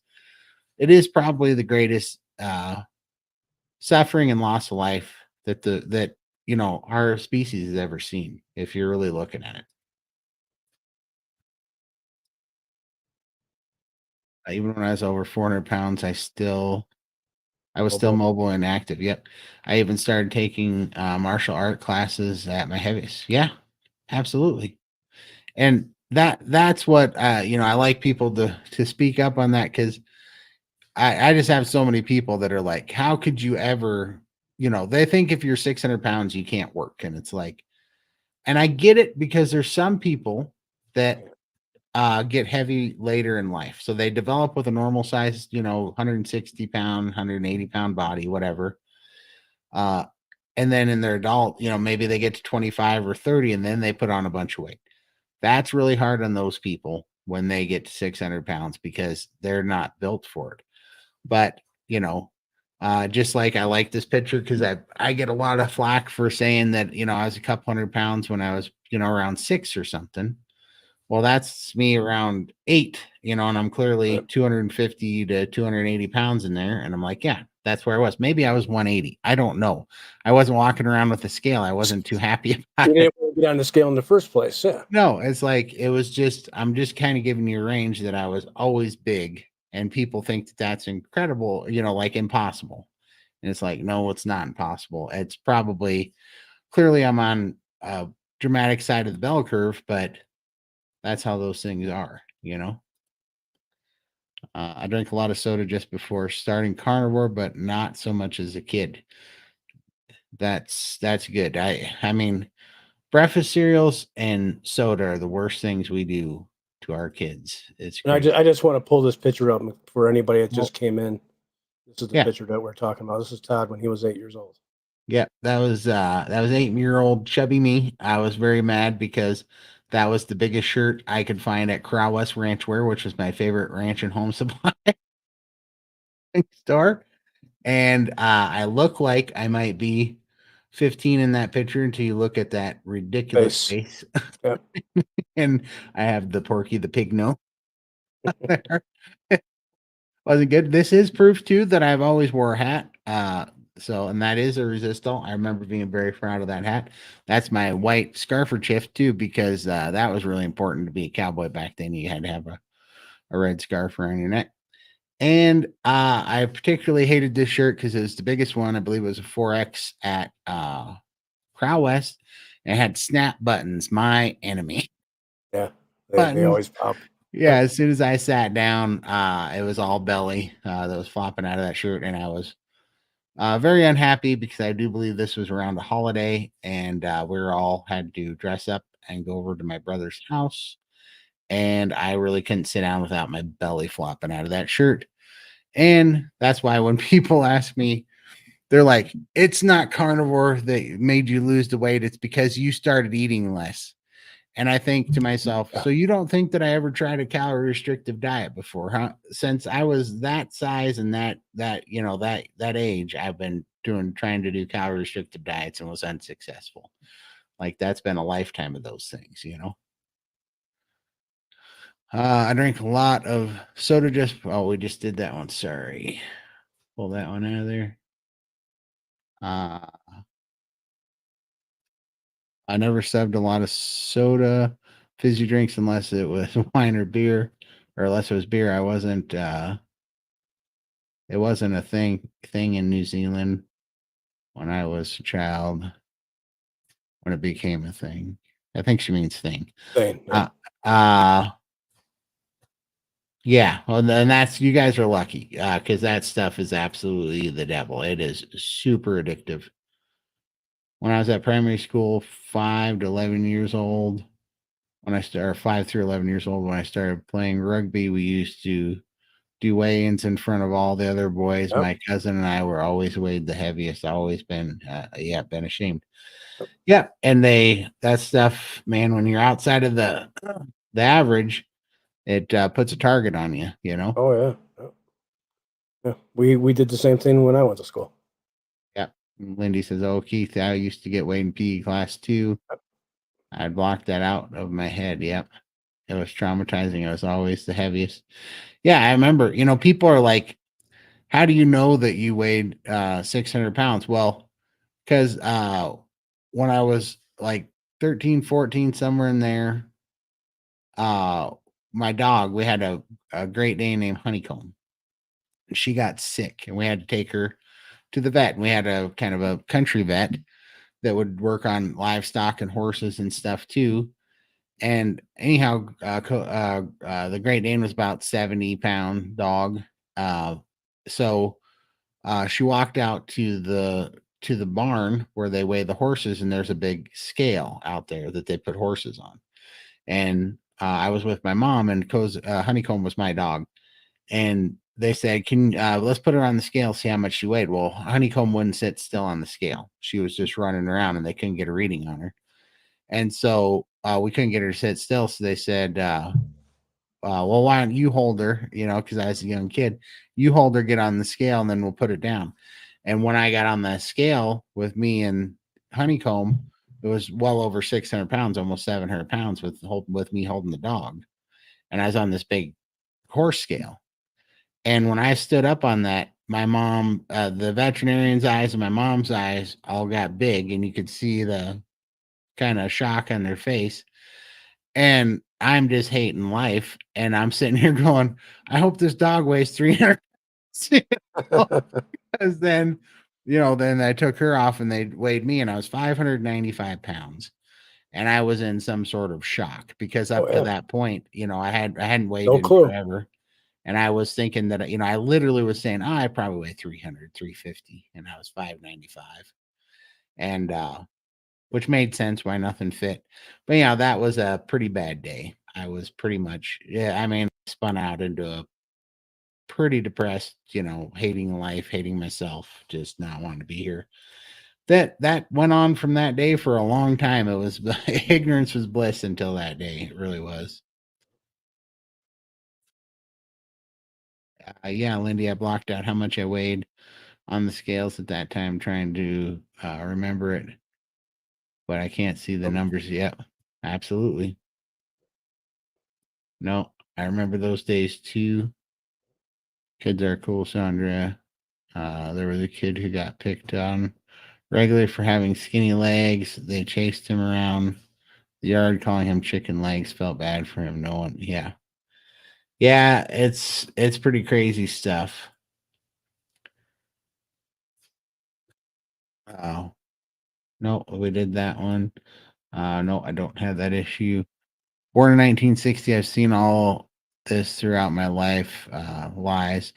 I was 57 before I found the PhD ketogenic way of eating. Absolutely, and thank God we all did, huh? Only measure yourself against yourself yesterday. Absolutely. I think it's the only way to do it and keep everybody else out of the equation, really. Thank you so much. Appreciate it. She appreciates the insight. I get that Todd pretty much eat the same thing day in and day out. Yeah, exactly. And like I talk about, I do eat the same thing day in and day out, but I have some spices and stuff that I'll use sometimes, like rosemary and thyme and stuff. But I don't even, and I'll have some Tabasco sauce now. Or But I don't jalapenos even once eat, in a while. yeah, jalapenos in once in a while, but I don't even eat them every day. And the reason isn't because I feel like I shouldn't eat them every day. I think I'd be completely fine eating them every day. But one of the reasons that I don't eat them every day is because I like them to be a treat. Because Right. if Something to look something's, forward to. yeah, something to look forward to, because if I make that my new normal and I get palate fatigue on the things, on the special things that I can have, well, then all of a sudden you need to find something further to reach out, and that's how things snowball. So I save some of these things right now just so that if I'm feeling like it's getting a little bit mundane or whatever, I'm getting a little bit of palate fatigue, and I throw a little Tabasco on there, or I have a pickled jalapeno here or there. Mix it up a little bit. Yeah, but if I did that every day, I wouldn't have that trick, and so it's Right. just something I choose to do. But I really like it. And if you're getting palate fatigue and you're not hungry, the best thing to cure palate fatigue is a fast. Fast for a day or two, and you'll get over the meat aversion pretty quick. You know what I mean? Like you're going to be happy to have that ribeye or whatever it is that you had And aversion exactly. to. Yep. Yeah. I would eat by myself because I could gorge on whatever food I wanted, but the guilt and shame that followed after that was nearly unbearable. Absolutely. Yep. And I think, and it's like, why? That's what's so stupid. See, we were doing that because our body was really starving for nutrients, and we had a sick gut microbiome. We were metabolically sick. And so we had a lot of reasons that we were doing that. But one of the reasons that we're doing it is because we're only ever taught to really think about fuel. We weren't taught as much to think about nutrients, the fat that our body needs to balance our hormones, and that our brain's made out of, and to get the correct amount of protein. We weren't taught that we need that, and so we kept feeding it these cheap, empty carbohydrate calories, Yep. and our body was screaming out. I mean, the same the same type of intensity that your body, if you're trying to hold your breath and your body's telling you to breathe, it's telling you to eat because it needs this protein, it needs this fat, it's looking for it. And we beat ourselves up and feel ashamed that basically it's like, oh, I couldn't hold my breath all day is what you're basically doing. I mean, it's akin to that. I mean, it's crazy. And if we understand what's really happening to us, we don't have to carry that around anymore. We can kind of go, it gives us time to heal. That's why I think on carnivore we're not in such a big hurry to do it anymore. And it doesn't have to happen overnight. Before, when on all the calorie restricted models, you need you need something to happen quickly because that this isn't sustainable. Right. You can only do it for so long. It's wearing you down. Sorry, I'm trying to do a rapid fire. Get caught up here. I'm down 168 pounds with 80 more to lose one day at a time. Susan, that is incredible. I mean, That's awesome, Susan. Yeah, you're doing freaking amazing. Yeah, that is so good. And the fact that it's just comfortable and that you're just sailing through it, and now, that it's inevitable that you will get that weight off. It's incredible. This Do would you have been see a good question for Raymond. missed it? Um let's see. Do you see postmenopausal women having trouble keeping muscle on? Man, oh, this would also be a really good question for like Amy, I don't think so. I mean, I think Amy's postmenopausal and she's muscles, right? We call She's her ripped. muscles. Yes. Yeah. Um, I don't know. Definitely not the expert in dudes here. That question, but I think I don't know. Is Laura in SBG? Do you know? Do you see her there? I feel like I've Uh, seen her name. I've seen her name before, but I can't remember if it was in our chat or if it was in SBG. Yeah, definitely check out. So Amy K is one of the coaches over at SBG, and she's what do you know how old Amy is? She's in her 50s. She's in her 50s, yeah. So I would think she's going through menopause right now. She's going through menopause right now. She's in her 50s, and she's all into weightlifting and is all ripped. So Yes. she would definitely be a place to start there with that question. All right, let's see here.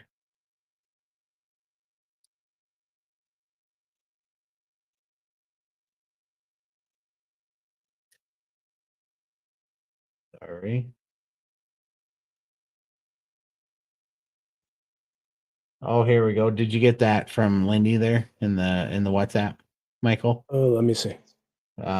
She gave a spot for Laura to join too. Okay.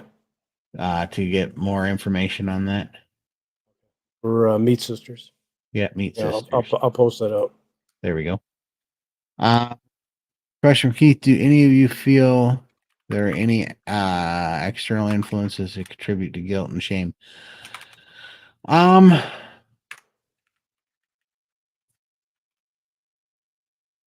don't think so. I don't think for me as much. I mean, just the external influences would be not wanting to, like hiding food type of thing. Cause, externally you get judged. And when you're really big, you can't really eat in front of people because are super paranoid about it. You don't want people to see you eat. Yeah, you don't want them. Nope. No, because it doesn't matter if you're eating a crouton or a carrot or a piece of fruit. You don't, or a salad or something. You still don't want people to see it. Right. It's just, the perception that's putting, what people are thinking or what you think that they're thinking anyways. And it's not good. Sorry for your loss, Lindy. It's heartbreaking. My 18-year-old pet died recently also, and I am heartbroken. All of you are an inspiration to us all. Let's see. Thank you for all that you do for all of us. Oh, thank you so much. Yep. And we are all thoughts and prayers with Lindy today because that is a tough one. I've ordered some resistance bands online. Looking forward to strengthening my muscles slowly but surely. Absolutely, man, Keith. I am addicted to those resistance bands. They make my back and my shoulders feel so good. It's my favorite part of waking up now is actually doing those, and things crack and snap and pop. Snap, crackle, and pop, right? Oh, it does. I do this. I do the one where you take the resistance bands. You stretch them out like this, and then you pull them way back here like that, and just everything just starts going crack and pop. But it feels so good when my upper middle back kind of loses all that tension, and oh man, it feels good. Just mom on a mission. Yep, optimal health. Absolutely, only took 50 years to find it, but doing it finally. Absolutely. Only we would have found it sooner. Exactly. Lindy, you're so amazing. My 41-year-old daughter is over 500 pounds on keto, but is not working anymore. I am here. I'm her caregiver. She won't go to carnivore. We are praying for her, Susan, and pray. But you know what, Susan? You are such a role model for her. You're losing so much weight and you're getting healthy that you are going to be. Definitely got to see it on you. So yeah, and you are going to be the example. They're just scared, but you're going to be the example. And she has to get to the point where she wants to live, Exactly. That's where we all been. Yep. Absolutely. She's doing really good. She's down, I think, 71 pounds now, the last I checked. And her whole family's basically doing carnivore. I just got her another. She has me when I order meat for myself. She has me order up her strip loin roast, and I cut it into steaks for her and everything. And I was sick today. I got the Rona. So I was like, I don't know if I should be handling your meat today. I said, how about we try tomorrow and I'll cut it up. Because I feel like I might still be a little contagious today, and I don't feel like breathing on everybody's meat. Right. So we're gonna postpone that. But no, she's doing great, and she's loving it. She's free. She found the same freedom that we all did here, just not having these issues anymore, not being weak to the cravings or the sugar, and being able to just do this. And she just gets healthier every day now. Absolutely, Lindy. Absolutely. Carnivore equals off switch. That off switch is amazing. It is essential for sure. Loving the conversation. I thought you said carnivorsation.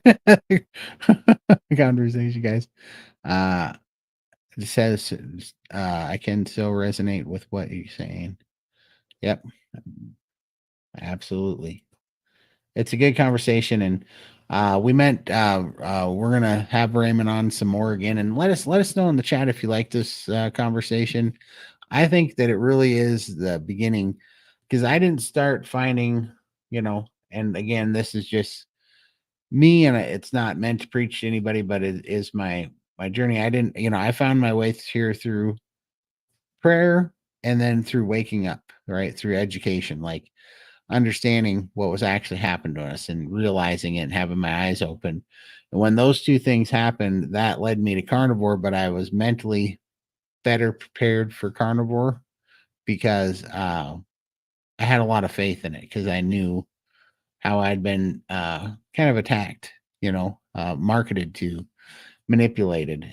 So I really think that once you're there, because, once I was there was no fear about bucking the grain, like going against the grain. I didn't care. I didn't care what fear tactics were brought to me about red meat and colon cancer, cholesterol and heart disease and all this stuff.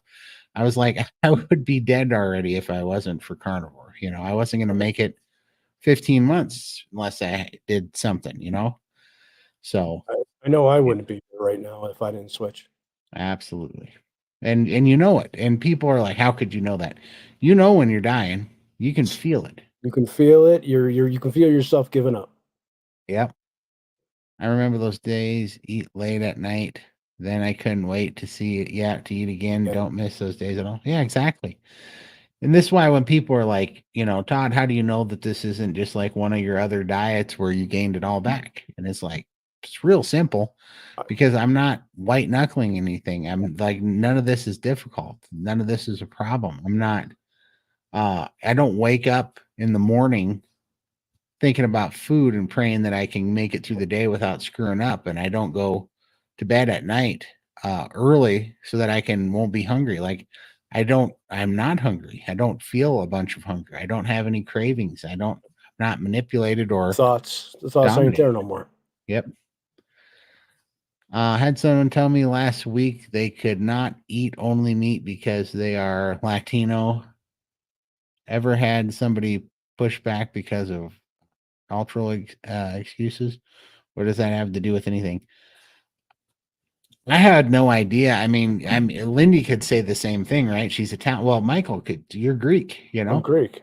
Yeah, and you had Italian in your family too, and Lindy's Italian. I mean, Italians are born for pasta and breadsticks, and marinara sauces in it. So might be in your heritage, but I mean, it's.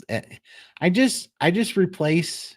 I couldn't cut out carbs. Instead, I would just replace with, like, I couldn't cut out meth because I am Latino, or because I'm whatever. Or I couldn't cut out, I don't know, pick a poison and put it in there, or a drug, like heroin, meth, cocaine, gambling, or cyanide, or whatever.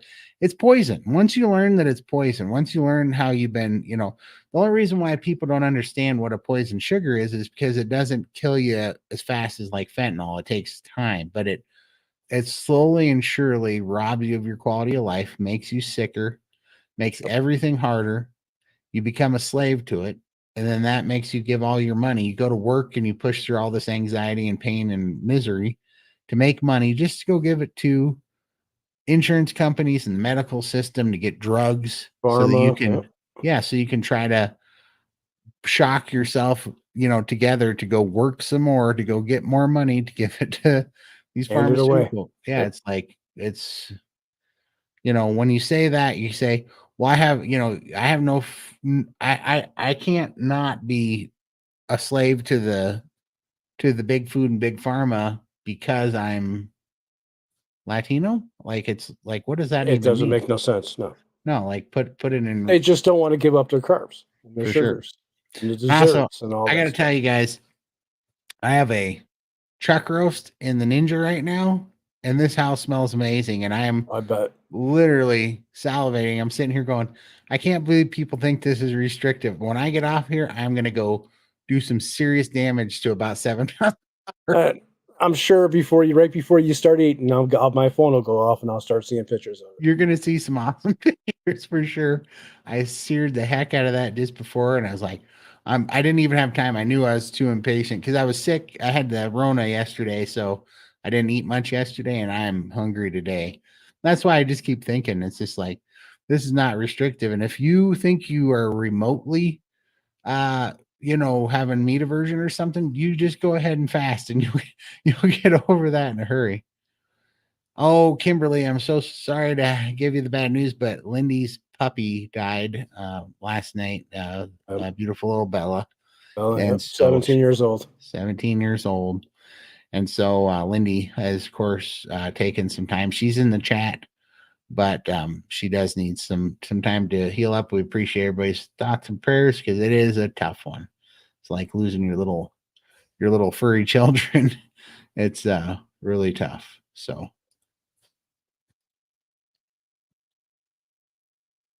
I made some pickled eggs a couple of days ago. Great to go when I'm needing some protein. I left weights, and so my protein macro is a bit high. That's awesome, though. And it's all about how good you feel. I can't wait. I'm so close. I got 6 more days, and I can eat eggs again. Oh.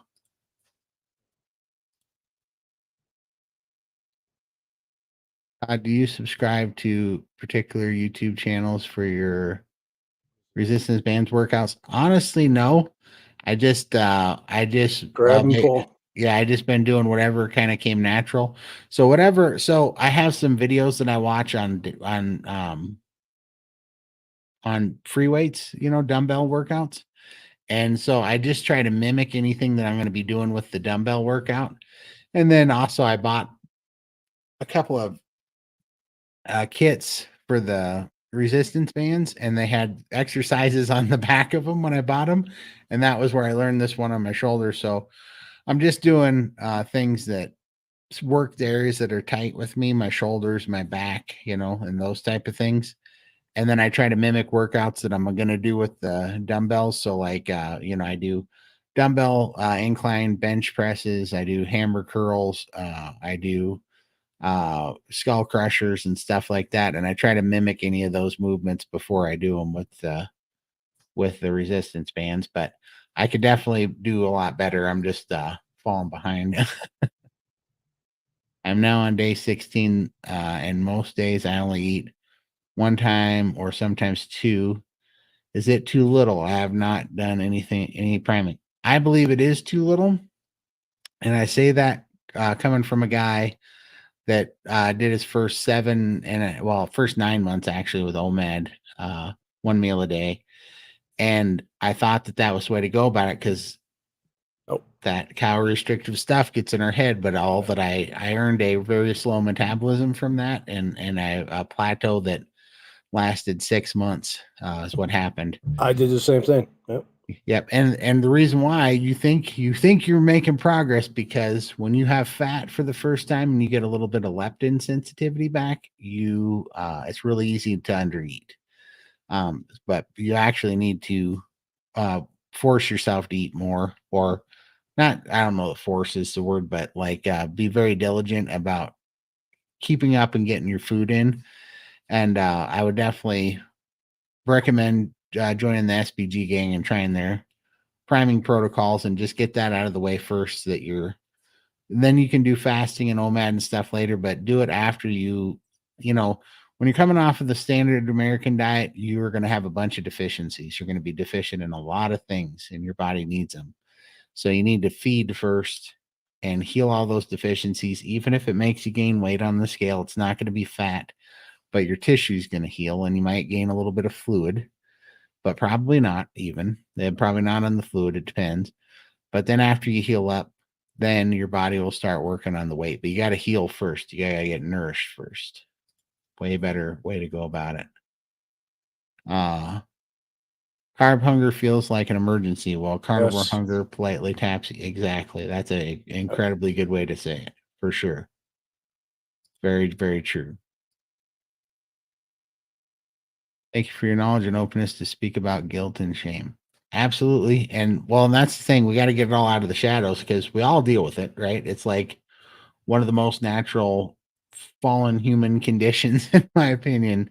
And, we have to put it out there because, we don't have to carry this stuff, right? We all just have to accept that we're all imperfect people and we're going to screw up and life's hard. And this environment's built against us to kind of ruin us that way. So if we're going to fight it, we got to stop blaming ourselves and start understanding that there's an enemy playing against us here. We are being attacked, and we have to see that and know what's coming for us. So, absolutely, no cravings is amazing. And eating simple carnivore diet is so simple, amazing, and never boring. Absolutely, exactly. Nope, it's not. Like right now, I am so hungry smelling that pot roast right now. I just, when you put a pot roast in the slow cooker and it hits that perfect spot where it makes the whole house smell. Yeah, it's going to be good when you can smell the whole house smells like that. Yeah. Exactly. Keep it simple, stupid. Keep it simple, stupid. Absolutely. We all love our Lindy, and we miss Lindy. Her. It does, and we are wishing her some healing. I know it's tough. That's the worst part about owning dogs. Yep. Everybody's got to go through it. Yeah, it's a rough one. Smoking New York strips tonight, ready to eat. Oh my gosh. Sounds good. You're making me hungry, Brett. Struggling to eat meat right now due to my stress, so I'm going to do do an egg prime. Was just given a recipe for egg colada. Yep. That sounds delicious. It does. Apparently an egg custard. Ooh. Going to try that after the show. Oh, tell me how that is. Definitely. That sounds good. And I'm 6 days from eating my body weight in eggs. Yeah. You're doing 36 eggs again. Oh, in a hurry. I'm coming straight into it. Question, do you know if you can overeat protein? Has Coach Raymond said anything about it? Worried I eat too much protein, but I crave more protein than fat. So I had this problem. And you can, because what's interesting is that you can. So somebody told me this that I was talking to, and it made a whole bunch of sense to me. So at first, when I was doing carnivore, I couldn't eat too much protein. I could eat all the protein I wanted, and my body was fine with it. But what happens is you have a metabolic pathway called gluconeogenesis that'll make glucose, which is what carbs turn into. It'll make glucose out of protein. And when you are first, everybody's a little bit different. But when I think what was happening when I first started carnivore, I did not have a very efficient glucose neogenesis metabolic pathway established. So I didn't have to worry about much protein being turned into glucose, or at least not quickly. And so it wasn't a big problem for me. But after about a year of carnivore, and my gluconeogenesis metabolic pathway or whatever picked up, and now I was turning in any excess protein into glucose. So to give you a quick answer, what you want to do is start picking up your fat, and because I thought the same thing. I wasn't craving fat either, but I had to use tallow, and that tallow. And so I started measuring it out to a 2 grams of tallow or 2 grams of fat per 1 gram of protein approach. And then I had to find how much protein at one time my body could absorb. And for me, I happen to know the sweet spot is about 70 grams, which is a lot. But I know not to eat more than 70 grams in like a 2-hour window, or else I'm risking having excess protein that won't be absorbed, that will turn into glucose. And so if that happens, that's going to spike your insulin, and it's like eating carbohydrates a little bit. It's not near as bad, but it's a little bit like that. And so what I'd recommend is that you up your fat using tallow. Now, a lot of people use butter and stuff. For me personally, nothing beats tallow. I get the most energy out of tallow. And so I would try that. Do the thing where you eat 1 gram of protein per carbohydrate, or sorry, not per carbohydrate. Eat 1 gram of protein per lean body mass per pound of lean body mass. So let's say that your lean body mass should be like 160 pounds. Eat 160 grams of protein, but you're going to want to eat about 320 grams of fat. Now, some of the fat's going to come with the protein that you're eating, and you're going to have to supplement it. And I supplement it with tallow, and it's a little tricky, but you can do it and just see how you eat. But if you're going to eat 160 grams of protein, you're going to want to break that up into about 3 meals, maybe 4, and just eat and try that way. And what you'll see is your requirement for protein will probably start coming down into where you want it. But I've done that, and it's been a game changer for me. My having that much fat has given me a lot more mental energy, just physical energy, feel good. It's really quite good. Thank you. Again, I'm priming, but didn't care because I was healing. Exactly. Same. Don't worry when you're priming. Nope. Same here. Lindy, that's good. Butter egg colada. Yeah, that sounds delicious. Back in the old days, but I am strong. Sugar is the last thing on my mind.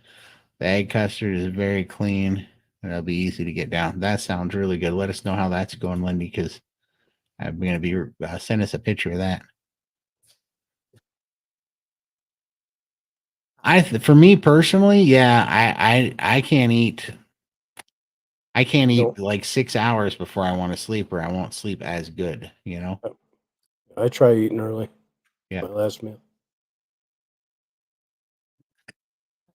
Lindy, I need it. She's gonna wait till I'm fasting though. Did I catch up? I think I might have caught up. We're caught up. Yeah. All right, where am I at here? I lost. Oh, I'm so sorry to hear that. Never easy to when you lose them. No, Pet. it's not. And yeah, it's a rough one. That's what sucks about dogs is that they live the length to be real painful because you get so attached to them, and then they just don't live long enough. It's a rough one. And dogs are your best friend and a big part of your life, man. For sure. Hey, Goose, how are you? Let's see. Hi, Daryl. Howdy, Daryl.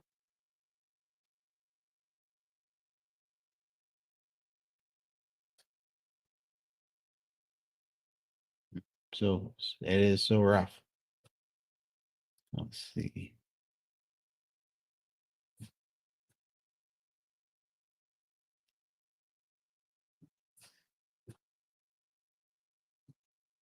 That'd be kind of fun. I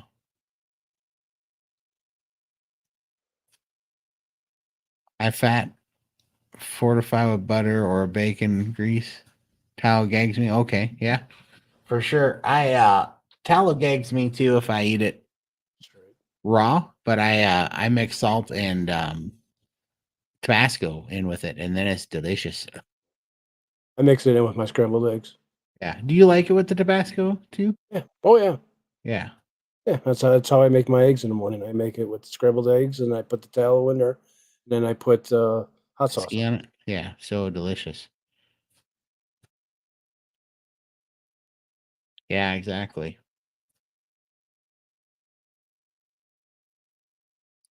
Let's see. Even the topic of gluconeogenesis. Absolutely.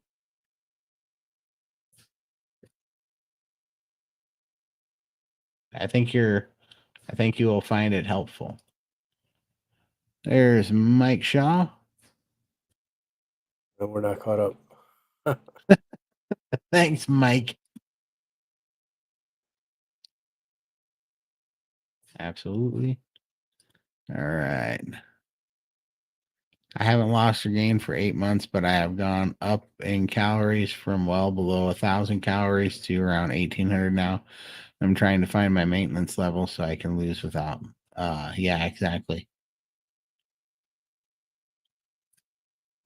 Let's see.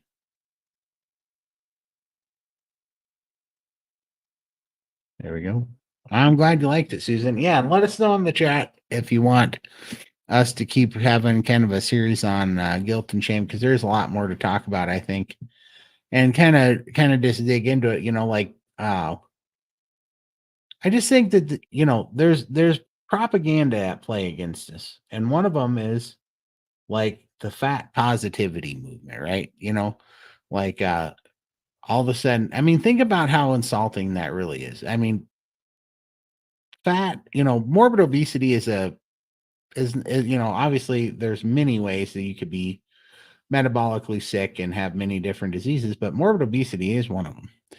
And it's not necessarily inherently that the body weight is causing the disease, but it is a parallel symptom of a metabolic disease that's causing the body weight and causing other health problems, right? So when you're carrying around that heavy weight, it's undeniable that it's terrible for your health. So, and I'm not trying to pick winners or lose, classify things as a better sickness or a worse sickness. But what I am saying is that, you know, you wouldn't have a cancer positivity, you wouldn't say, oh, you have cancer, and anybody that thinks you shouldn't have cancer is now cancer phobic and they're being bigoted to you.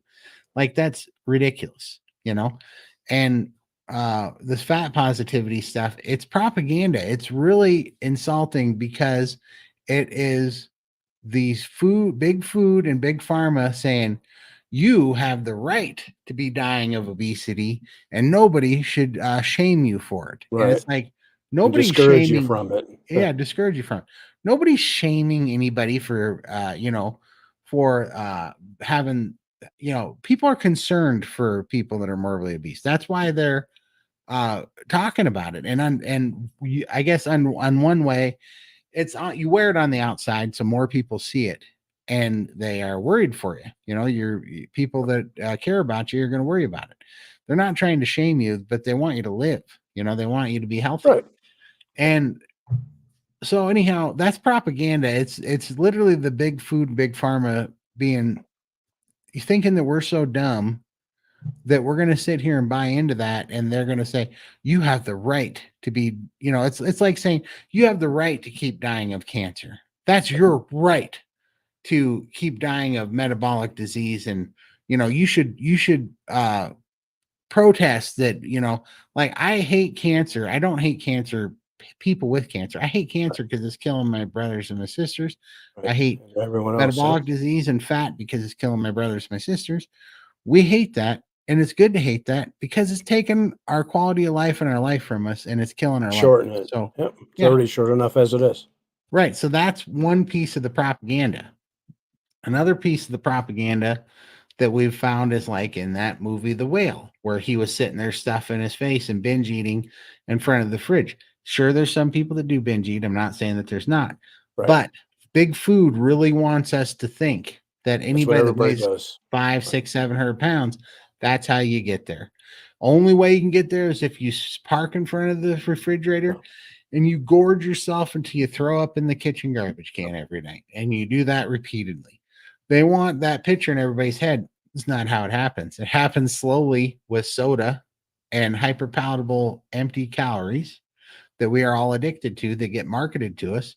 Yep. And we become insulin resistant. And that's how it happens. I never once ate until I puked. I've never done that. I've never ate until I puked, not once. I've never sat in front of the refrigerator and ate food out of the refrigerator. I've never sat and pulled everything out of my fridge. Most of the time, I wouldn't have things in my fridge because if I did, I would eat them. And I knew that I would weigh 1,000 pounds if I did that. So I didn't, So that's piece of propaganda, but so is guilt and shame. And this is what I'm trying to say. I'm trying to I think we need to kind of identify these tools and these pieces of propaganda that keep us addicted, and keep us beaten up. And one of those things is definitely the calorie in, calorie out, calorie deficit model, right? Because they want us to think that the food is never to blame. It's your relationship and how much of the food you eat. That's the only catalyst to look at, because they need you to think uh that 100 calories of Snickers bar or Coca-Cola is equal, the same as 100 calories of broccoli or red meat. And even worse, they're saying that out of that equation, the red meat is the worst one for you. They're saying the red meat will give you colon cancer and heart disease, but the Lucky Charms and the Snickers bars and the soda, Right. that's all good for you. And that's what they're pushing nowadays. They're pushing the meat off the table, and they're pushing the cereals that are loaded with sugar and all the other chemicals that we can't even pronounce what they are. Exactly. And so that's just something that I think we got to dig into in the future. And I'd like to kind of start a series here where we look at all the different pieces of actual propaganda that's commonly thought, that's commonly thought there. I mean, there's a big movement for people to praise people being overweight because they're trying to make them more comfortable and they healthy at any size. And I mean, that's crazy. Diabetes is not healthy. Oh, These, having lymphatic yeah. system problems is not High healthy. blood pressure. None of that High stuff blood- is healthy. Yeah. No. And so we know that, but also, so is, because there's another thing. I, I've hesitated just talking about the guilt and shame part because the way, when you talk about that, it almost sounds like we're blameless, and that's not true either. We have to take our portion of the blame, right? Because like my portion, and I've thought about this a lot, but I really think that the part that I did that was so wrong was the fact that I uh I wanted to be lied to. I allowed myself to be lied to because I wanted a magic pill, because I wanted to be able to eat pizza and also not gain weight. So I kept listening to the white coats and taking the pills and the things because, intuitively, we all know that if we sit there and we eat or even drink a bunch of soda or eat a bunch of ice cream or whatever, in the long run, we know that that makes us feel bad. And we know that we have an immediate consequence of weight gain and getting sicker. We know that. But then you go to the doctor and they're like, well, you just don't have the metabolism. You have a eating disorder because you eat too much and you eat because you're, sad or whatever. And they're like, but the good news is we can get you a pill or we can get you a gastric bypass surgery or whatever. Right. And Or we got a shot now that'll help you lose weight. yeah, well, Ozempic, Yep. and so they do those things and they want you to, to buy into that system. So but it's not, it's not that we're blameless, which we have to know what our part where we're enabling and contributing to our own problems, but also we have to know the enemy that we're fighting and that how we're being attacked, the things that have been weaponized against us. And we just have to, and this is why I love the guilt and shame topic about backing up away from that. Because when you do, you don't have to feel bad for the parts that, just completely remove all the feelings and all the nonsense out of it and just look at it very common sense wise, going, all right, what is hurting me? What am I doing that's hurting me? What is the enemy doing that's hurting me? What have they weaponized? And we don't have to get all personal about it. We don't have to be all down on ourselves. It's like knowing that they've manipulated our food system this bad and that these things are really crafted as a weapon against us. It's no wonder we've all fallen into this. Like 74% of the Earth's population have fallen into this, so we don't And have to it's feel paranoid so about it. easy to do.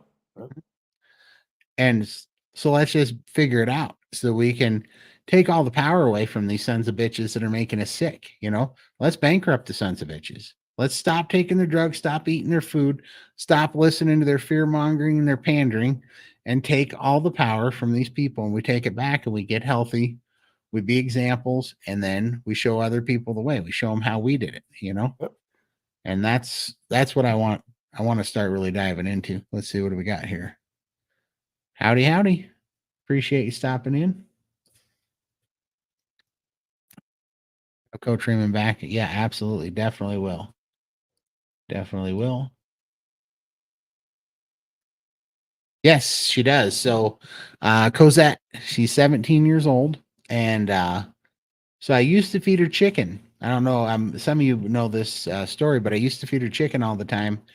And she would have, 7, 8, 9 seizures a year that were pretty nasty. She had pretty bad seizures and it was ugly to watch. And this happened for 10 years. And I took her into all the vets and stuff, and they did blood tests and all this stuff, and they just said it's a genetic condition, and that wasn't much that they could do about it, really. And so, long story short, I end up going carnivore. I find that I don't feel good eating chicken, so I started eating beef. Well, when I started eating beef, I started feeding Cosette beef. Well, out of nowhere, Cosette's seizures, she stopped having them. And I didn't relate the two. I thought maybe she just got older, maybe she grew out of it. Maybe, she's just having a good spell. I didn't know. But then fast forward, I was suffering with low testosterone. I was trying to heal that with carnivore. I found out that eating a bunch of chicken eggs, about 36 a day, would boost your testosterone naturally. So I went to a local chicken farmer here. I bought laying chickens. And when I was talking to her, I asked her, why is it that I don't feel so good eating chicken from the grocery store? Is there something wrong with the chicken? And she goes, yes, there is. And she said that basically they incubate 2 species of chickens that don't breed in the wild or whatever. And she said they found this out that it was making people sick because it was in the dog food and all these dogs were having seizures. And when I heard that, I was like, okay, this is not a lie, because that's literally what happened to Cosette. Well, I even have an update on that. About 3 weeks ago, my mom went on a chicken binge and was starting to eat chicken again, and my dog started eating chicken, and she ate a half of Costco's rotisserie chicken, and she had a seizure 4 hours later. Her first seizure in 15 months since being on all beef carnivore. She ate one half of one Costco rotisserie chicken, and she had a seizure. And I was like, never again, whatever is going on there. And then also, if you guys want to know more about that, watch Super Size Me 2, the documentary. That will tell you all you need to know about the chicken and why it's such an abomination right now. But yeah, so now Cosette only eats basically beef, and I'll make her hamburger and gravy. She'll eat that. I get her the chuck stew from Costco, the little square chuck pieces. She loves that. That's what she just had. She also gets ribeyes when she steals them off the table. She does. She steals my dang ribeyes on me, dirty dog. But yeah, she's a spoiled carnivore. But her hip, she had bad hip dysplasia, as poodles do, especially 17-year-old poodles. And now she's bouncing around and like her mind's all there. She's a spry little puppy in her brain. She wants to play with her squeaky toys and all this stuff. She's just got some hip dysplasia, but it's been way better on beef for sure. There are a lot of industries coming out against carnivore because it will cause a loss of profit. Absolutely. Absolutely. They're going to, bring on the fear mongering. This is what I'm saying. We all have to be prepared. I'm waiting for the warning message right under our video every week that carnivore is bad for you. We're disseminating misinformation. Yes. That's going to come. It's coming. What's so funny is that a bunch of talking pinheads can tell us what misinformation is, but me standing right here in front of you, down 260 pounds, healthier, getting my life back for the first time, I don't know what I'm talking about. It's the pinheads that know what they're talking about. It's like whatever.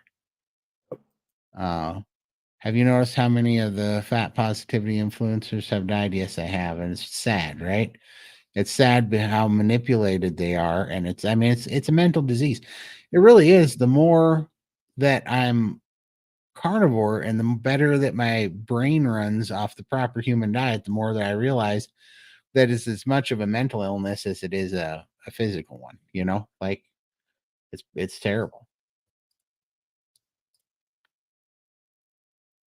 I don't need to know, are you putting Bunny? if he doesn't, I will. Oh boy, man, another. The, let me see what I can find. If I can. Oh, is it Easter already? It is Easter already, isn't it? Next week. Yeah. Oh, it's next week. Okay. And she wants glitter on your Easter eggs. Glitter on my Easter eggs. Oh no, that will never happen. Glitter is not coming in ever again. I wonder what it could do. He loves glitter.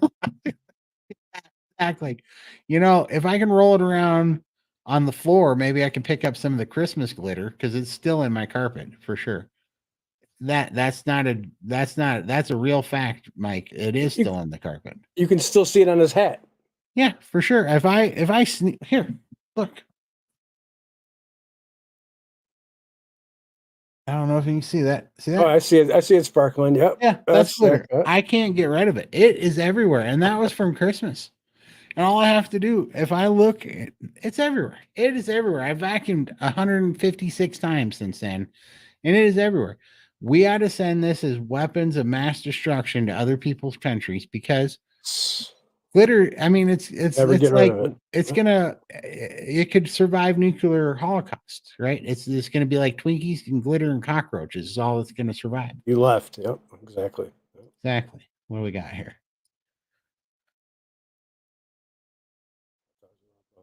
There you go.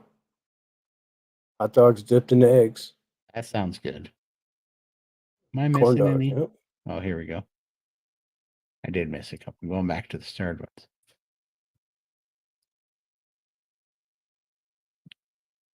Every overweight person I know are all under eating. Yep, I was one. Had no idea I needed to eat more to lose. Isn't that crazy? I mean, and it makes so much sense now, right? Because you're sitting there your whole life and you think that fuel is nutrients. You think it's the same thing. So, because you fell into this calories don't matter. Calories are all equal thing. And so we eat all these stupid empty sugar calories that just turn to glucose. And our body's really screaming for fat because our hormones are screwed up and it's screaming for building blocks and nutrients and electrolytes and minerals and all these things. And we keep giving it sugar and MSG, and it's like, now it's got to deal with it. It pumps up the insulin that stores it as fat. Right. But then immediately it screams because it's still starving. You're still having a building block problem. You're still having a maintenance problem. And so it's screaming and we keep giving it this empty crap. And then we're like, we have too many stored body fat. So what do? We stop eating altogether or we cut it in half. So we're even eating half as much, and we're all just completely deficient in nutrients. It's crazy. I'm going to sneeze. Bless you. There we go. I got the pause on just in time. Let's see here. I'll get you from chicken. Yep. Absolutely. Chicken is absolutely a freaking abomination right now. Yep. Absolutely. Those chickens are disgusting, DC. Shout out to DC too. I just did an interview with him. If you guys want to see DC, I got your email and I haven't, I went straight from waking up this morning to helping my sister when she got here, but I will check it out after this live stream and shoot you back. Oh my God, I feed her, Costco rotisserie chicken the other day and one got sick. I thought maybe I gave it to her too much, but I need to find out what's in that. Absolutely. I'm telling you, it took 1/2 of one Costco's rotisserie chicken to make my dog have a seizure after 15 months. It is crazy. My dog eats fresh raw lamb, goat eggs, all raised by me. I wish I knew about the seizures and store-bought chicken before I lost my chocolate lab to a massive seizure. Yeah, absolutely. Oh, yeah. It's so terrible, but it's a real thing, And just watch Super Size Me too, and you'll never eat chicken again. I have not eaten chicken once since I went carnivore. Like I'm done with chicken. I would have it if it's like a real chicken, farm fresh chicken, but not these abominations. Not the mass produced stuff they make. Yeah. No, none of that. Let's see here. Am I missing any?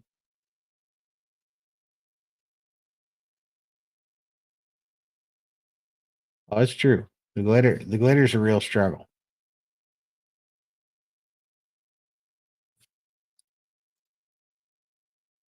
I don't think you're joking. I would believe this.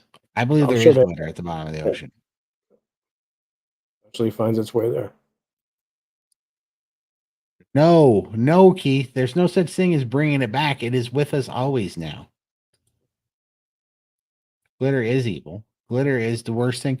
Like, what kind of sadistic son of a bitch ever invented that in the first place? Like, hey, here's some sparkly shit that you will never get rid of, that'll be with you till the end of time. Like, we will come back after the second coming of Christ for 1,000 years, and we'll come back and there will be glitter in my floor. There might not be a floor left, but there will be glitter where the carpet was. I know it will be. Weapons of mass frustration. Absolutely. Thank you, Bliss. Let's see.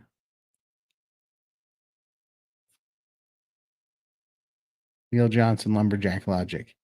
He reported an effort by Oregon to come after ranchers. Oh, yeah, ranchers and farmers. They don't want meat.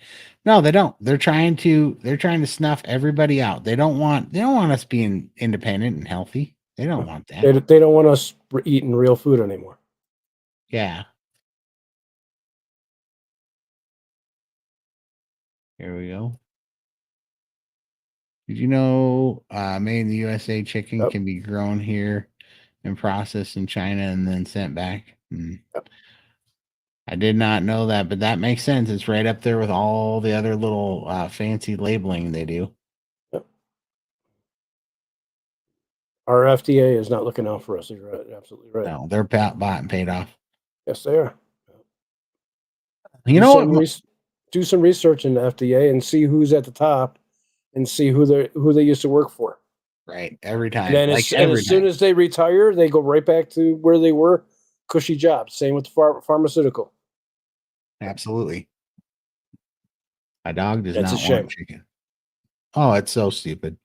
And people need to understand that epidemiology is it's a fake science. Epidemiology is literally constructed to be able to make everybody feel comfortable about studies and papers that are written supposedly, but they can be crafted for any outcome that they want. Yes. And they're basically just opinion pieces to, push false security on people. It's like a false opposition thing. And so all these, bought and paid for little, committees and all these, three letter agencies that are supposed to be, regulating everything and keeping us all safe. They're all bought and paid for. It's all a sham and none of it's real. Sold to the highest bidder. Man must have Todd. I don't know what that means, but I'm laughing. I watched Super Size Me too, but I still like to eat chicken. It's not satiating for me with the carnivore diet though. I like to get duck meat. That's awesome. Yeah, I won't eat chicken after watching that. Once I saw Super Size Me too, I was like, no way.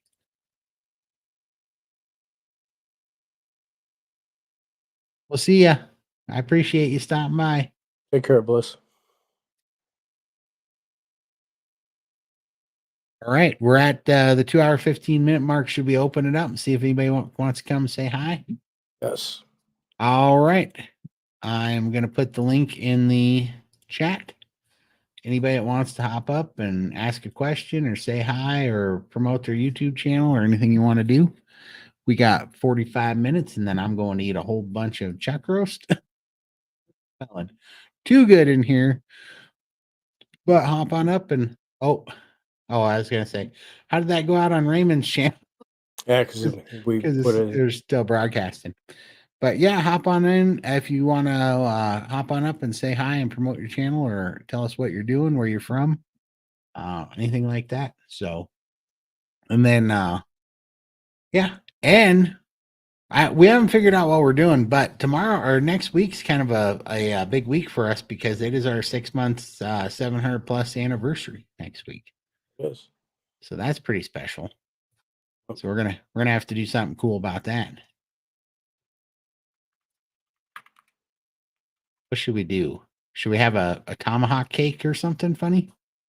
We should do something. Also Easter. Oh, it is Easter. Wow. That's weird. I didn't even think about that. How about that? Well, That's pretty cool. I didn't think about it. Our 6-month anniversary is on Good Friday or Easter Sunday, actually. Sunday. Yeah. So, what are you gonna dress up as the Easter Bunny? Good Lord, no. I don't have another hat to ruin because I don't want to re-ruin the one that I made Christmas out of, and I'm dang sure not getting glitter on my daily hat. You know, I used an old hat for my Christmas hat, and it still has the antlers on it. I wrapped it in 3 garbage bags so that none of the glitter would escape. Believe me, it still got out. Yeah, it still got out. It still got out. But I don't know. We should talk about the Easter candy. I mean, think about how stupid that is. Easter is they really Yes. are pagan holidays, right? That's the only reason they have all these holidays. Yeah, Is to exactly. make money, to sell cards and food and all this stuff. Yes. Absolutely. And I mean, think about how Candy for every holiday. candy for every holiday. And look, it's a bunny that poops chocolate eggs and little peeps made of marshmallows rolled in sugar, and processed sugar rolled in more sugar. I mean, how could that be harmful? That's not how you would package meth. You wouldn't package meth with little Easter bunnies on it and little pink and yellow and green peeps, right? Meanwhile, it's more addictive, it's so ridiculous. So yeah, it's they are drug pushers, they are trying to keep us sick. Oh, thank you so much for coming. I appreciate it. And we will do this more often. And think about it with the Easter baskets and all that stuff. Who they targeting? They targeting the kids. Exactly. Every time. Gotta get them. Same with Halloween. Gotta get them, yeah, it's Get them Christmas. addicted. It's so stupid. I mean, everything, everything is tied to sugar. The breakfast cereal has little cartoons on it, little leprechauns and little toucan Sams and little birds, and everything's little cartoons and it's all fun. And then they're all built, all the advertising's a cartoon and, they just keep going after them to all get them hooked on the sugar. He knows. 55 years, he's still stuck with the glitter. Exactly, right? I bet you still have glitter from 55 years ago that you opened or that somebody brought in your house. Yeah, I know. When I used to drive Uber and these damn women would get in there going out on a Friday night or whatever, but they'd put that body butter with the glitter on it. You can't get that out of your seats. You cannot get it. When I'm not even kidding you. I got to the point where when I would see some glistening young gal coming over to my car and I start seeing the glitter, I canceled the ride and got the hell out of there. I'm like, I'm not glitter bombing the crap out of my seats anymore. Can't get that crap out of here. Smells like coconut body butter and freaking unicorn glitter everywhere. It's like not doing it. Just not doing it. Yeah, I mean, it's funny. It's funny to have to explain to Uber why you didn't take a ride. And it's like body butter and glitter. That's why I didn't take the ride.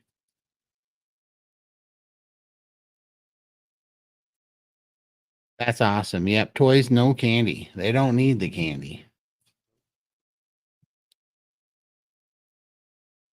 I used to have a great neighbor who would sit the kids down and they would dye hard boiled eggs, different colors, use candle wax to make them pretty patterns. Yeah, that would be fun. That's a way better. Traditionally, Greeks don't do different colors. We usually just do red. Just red? That's awesome, though. Untouchable. Yeah, I can't tell them off. Can't beat them up. Yeah, well, you have to do it when people aren't looking now.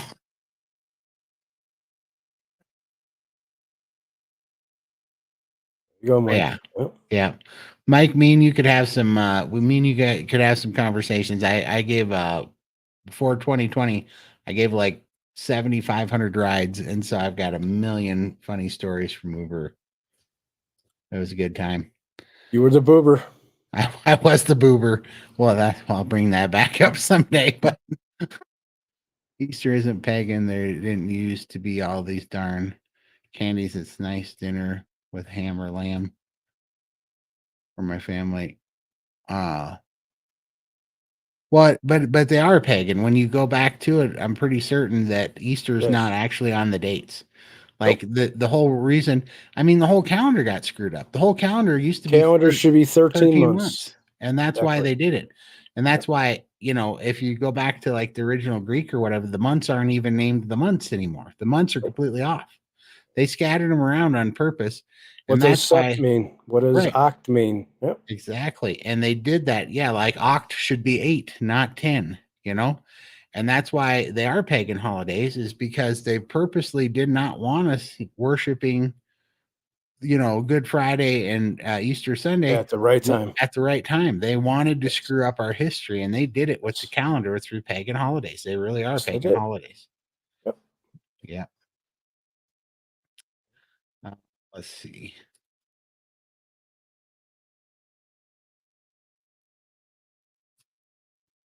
There's a chemical that makes sense. There's something nasty about it that Cosette has seizures with. Aussie Greeks, that's why. I gotcha. There you go. Yeah, exactly. Yeah, exactly. I know it's really sad, you know. And the thing is, they literally are trying to pervert the real traditions and the real meanings of these holidays, and they're trying to commercialize them, make them crazy.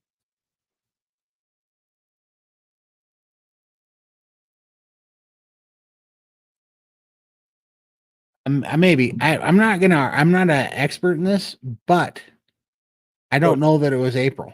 ask Like, yourself this: why does it change all the time? Wouldn't it always be the same? right. Right. You know, believe me, I'm a Christian. I believe that Jesus rose after 3 days. I'm not contesting that. That's all real. I believe, or in my mind, that I believe that's what happened. I believe he went, you know, that Jesus went to hell and rose after 3 days. I'm just saying that it's not in April. It's not on the days that that we celebrated. That's the Nope. problem. Neither was, you know, Christmas or Jesus being born, because First of the year is not January 1st either. right. It's not January 1st. And that's what I'm saying, that our calendar's been screwed up on purpose, right? And it was because they wanted to hide the actual dates of the actual traditions. They wanted to screw them up, you know? I mean, obviously, you know, the holiday, I mean, even if nothing else, but just the fact of a leap year means that nothing is on the right date, you know? Exactly. After So, how many leap years would it screw up the calendar? right.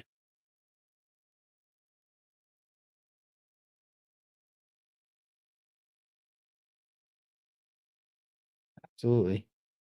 I agree. And I mean, I'm not sitting here. It doesn't matter. In my mind, it doesn't matter, right? The meaning matters, right? The fact that we take remembrance and acknowledgement of our Savior, you know, that's what matters. But I'm just saying that there was you know, this world is working against it. Most of our holidays are based on the Roman pagan god dates. Yeah. Christmas was a sun god. It's a shame we don't. Yeah, exactly. Know the actual date of Jesus' birth or death. Exactly. And that's why they're pagan holidays. They really are. And that's why I don't celebrate them. I don't, you know, I don't really, I mean, I celebrate the spirit of it or whatever, but I don't get into the whole commercialized part of it. It's all pretty silly.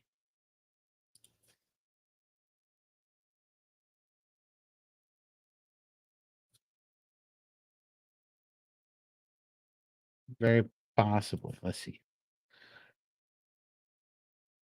Yeah, right.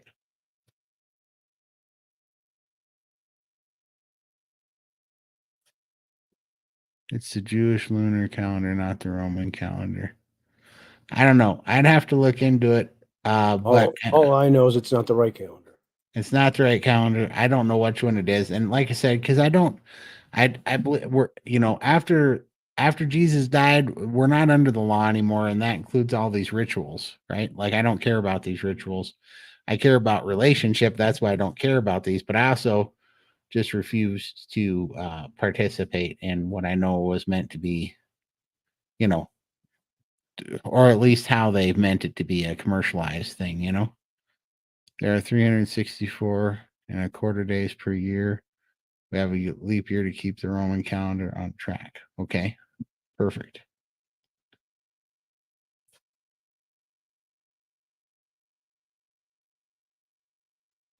to sell, Yeah. sell and make money. That's what it's all about. Absolutely. Absolutely. That makes more sense. I was kind of doing the math there. $4.25. Shouldn't we add it, day?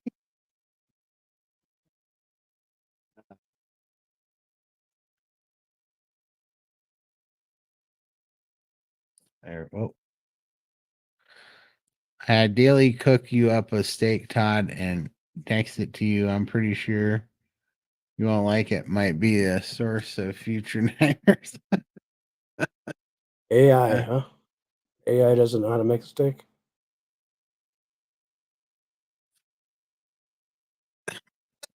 Yeah, that is a source of future nightmares. Here, let me.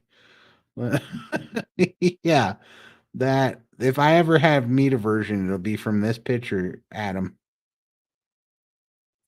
Let me see. How do I send this?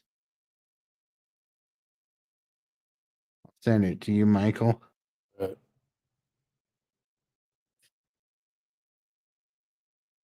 Text, WhatsApp, what? Email? I'm gonna put it on WhatsApp. Yeah. I'm trying to figure out. Here we go. Send WhatsApp. I'll put it in Dirty Carnivores. Yeah, that's my worst nightmare, actually.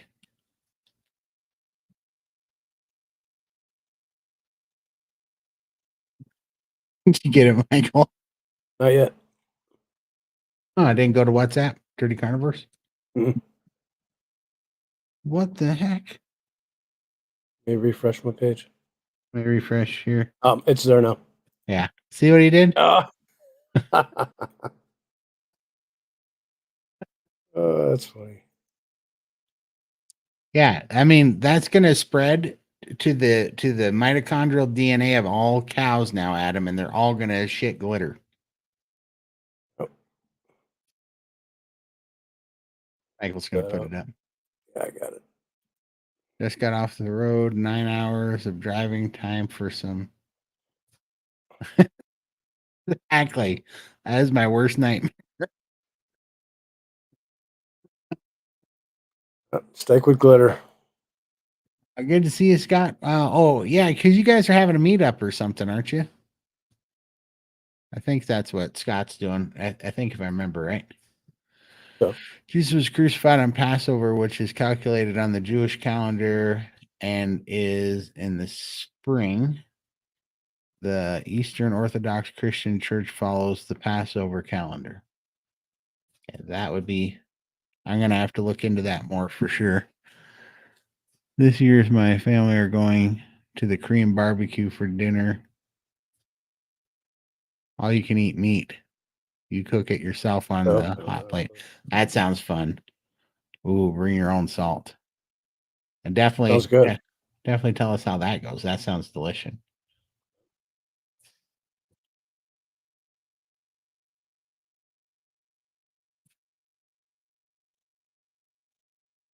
There we go. Bring your own towel too. Oh, that's a good idea. That's a way good idea. Let's see. Easter is the first Sunday after the first full moon after the, what is that, vernal or equinox? Vernal. Yeah. That's why it moves around. But yeah. Says it's close to the Passover every year. I got you.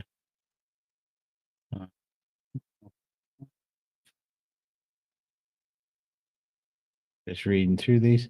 Here, I'm going to put the link in the chat one more time. See if anybody wants to hop on. How much time do we got left? We got 30 minutes. 30 minutes. If you guys got a half hour, if you want to promote your channels or say hi. Got a question for you, Todd. Instead of posting what I just ate here, can I message you later? Would help me with some numbers so I can make sure I understand. Yeah, absolutely. Yep. Just message me. So my email is thecarnivorecure@gmail.com. Just email me and we'll hook up here and I can bring you on StreamYard. Obviously not like broadcasted, but we use StreamYard to like Zoom calls and we can go over it because yeah, it's really easy. Now, once you get it, I use this. I use this app. Let me see what it's called. I think it's called like Weigh It or something. Lose It. looks like a scale. And anyhow, it's just got all the food in it, like all the food. You just enter anything in there. You can scan it. You can take a picture of it. You can start typing it in, and it'll find the meat, and then it'll tell you what the macros is. So it'll tell you how much fat and how much protein per gram or per ounce is in that meat, And so you'll know how much fat you have to add to it to get a 2-to-1 ratio. So it's pretty handy. Oh, there's Brett. Hey, Brett, what's going on? Hey, how's it going, guys? We are doing awesome. How are you doing today? Oh, great. I just got done having dinner. How were those strip sticks? They were great. I smoked New York strips for dinner and smoked them for about an hour and then seared them, and it was fantastic. That sounds really good. I love smoked steak, man. It's one of my favorites. I just don't do it as often as I should because I really like them smoked for about an hour and a half, before I sear them, and so it takes a little time, but man, they are delicious.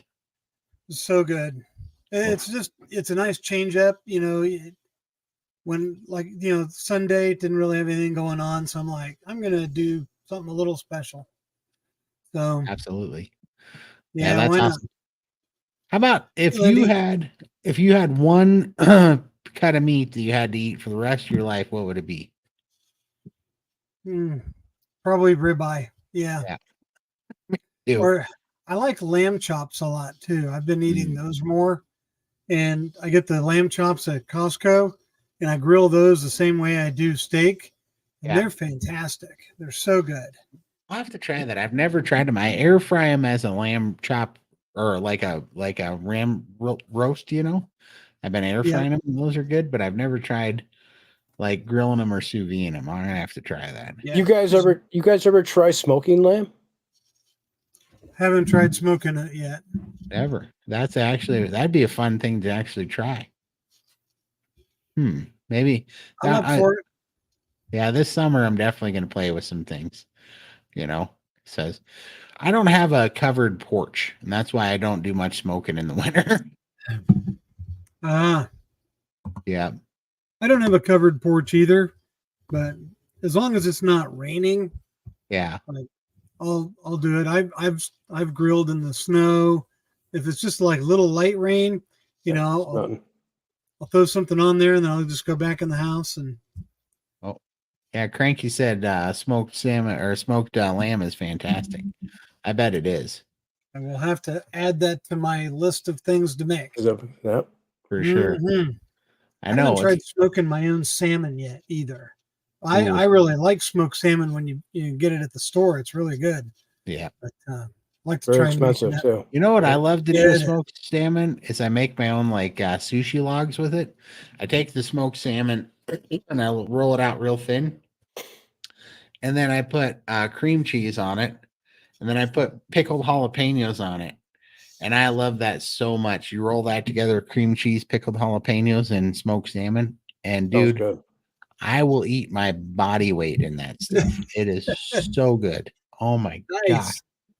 I can't get enough of that. That's a holiday treat because it's got the cream cheese in it, and I don't do much. But as far as cream cheese, it is like the least offensive cheese for me when it comes to like stalling because it's got so much fat, content into it. It does pretty good. But yeah, I love that. I used to take that, or sometimes I would take prosciutto. I'd do salmon, cream cheese, pickled jalapenos, and then prosciutto, and then wrap that. Oh my gosh.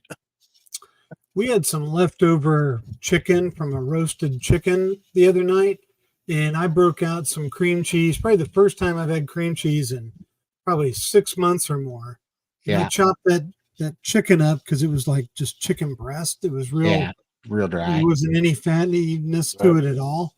Yeah. And I shredded it up, put some cream cheese in there, put some bacon bits in there, a little bit of bacon grease, and warmed that. Got it all warmed up in the skillet and made like a chicken carbonara.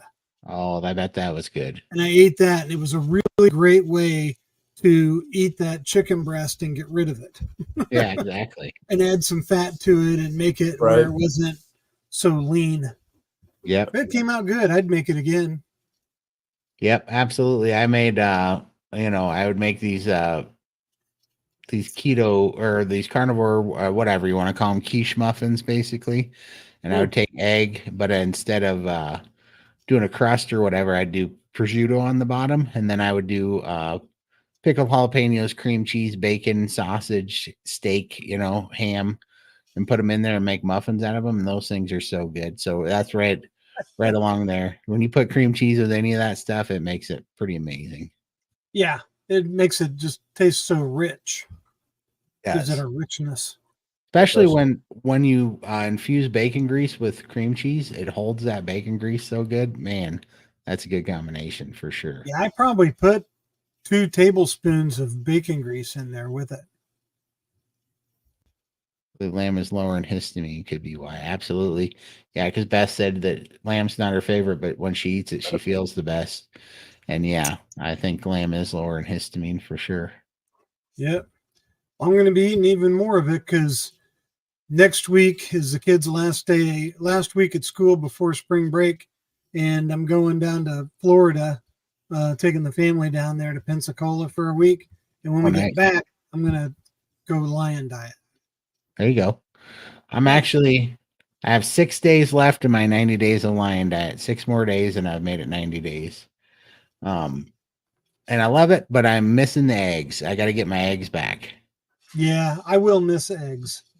Yeah, that's the biggest. Is there any reason why I couldn't have butter on the lion diet? He's stuck. You're going to have to call 911. She said, I can't believe we got you out of that cooler. Yeah, absolutely. The eggs are what I miss the most too. But you know what's funny is that when I go back here, I'm just going to do lion diet plus eggs because that's all that I'm missing, Yeah. Yep. Because I'm loving the beef, but I just am missing the eggs. Well, speaking of the meat locker, I'm starting up an interview channel called the Meat Locker Live. Nice. It kicks off next Wednesday, and my first guest is Carrie from Homestead House. Well, that's awesome. I will definitely tune in. Yeah, it's a Wednesday at 8 my time, 7 Central, probably 5 Mountain. So, yeah, I can't wait. That's awesome then. Yeah. I'm sure you guys will be getting emails from me to schedule meat locker meetups. And what I'm doing is I'm sending people this background. Yeah. So you can put it on yours, and then we'll be in the meat locker together. That's there awesome. You go. So that's going to be kind of my shtick. Yeah, that'll be perfect. No, I'm down, and we're going to start doing interviews too. But I don't want to record them. I just want to do them live. Yeah, and that's because I don't care for the video editing and all that stuff. So that's awesome. Yeah, sure. Yeah. I thought my channel's getting close to monetization. I'm at 830 subs and about 1,700 watch hours, and I thought this would be a good vehicle to continue the message and hopefully grow my channel enough to where it can start making a little bit, maybe to pay for StreamYard and pay for sure. Stuff like that. I'll have you know I've made a whole $61.23 since I got monetized about 5 months ago. Nice. Yeah. And they haven't sent you a payout yet because you haven't hit $100. No, exactly. And then I got demonetized because I don't. I'm renewing my driver's license, but I didn't have an unexpired copy of my ID the other day. Oh, that's right. That's right. Yeah, I'm killing it. Let's see. Yes. Oops, I hit the wrong one. Yes, I definitely will. Oh, Michael? Did you find it? Yeah, and I posted it up there for you. Yeah, thank you. No problem. That's awesome. But yeah, Lori, I will definitely post that in the SPG recipes. I will post that up there. That sounds good, actually. So what Is there like a certain brand of these pickled jalapenos that you have, Todd? Yeah, they're what are the ones that start? They're the Italian ones with the M on them. They're like do you remember? Yeah, I know the name. Yeah, they're the same brand that makes Yeah, they make pepperoncinis. they got a bunch. Yeah, they make a bunch of different peppers. Yeah. Yeah. MAC, something like that. And I've just found out that, I crave things with vinegar, and it makes me emulsify fat so much better. And then I found out the reason why. So like if I have like a vegetable, like an onion or something, and it's raw, I'll have I'll have like a histamine response to it, or like a oxalate response or something to it. I don't know. I don't feel good, but when I have fermented vegetables or pickled vegetables, it seems to neutralize the oxalate. So it's like now it's just like a seasoning to me. And I have the same thing with most freeze-dried spices as well. Exactly, Keith. If we're not careful, by the end of this year, I'll make $100.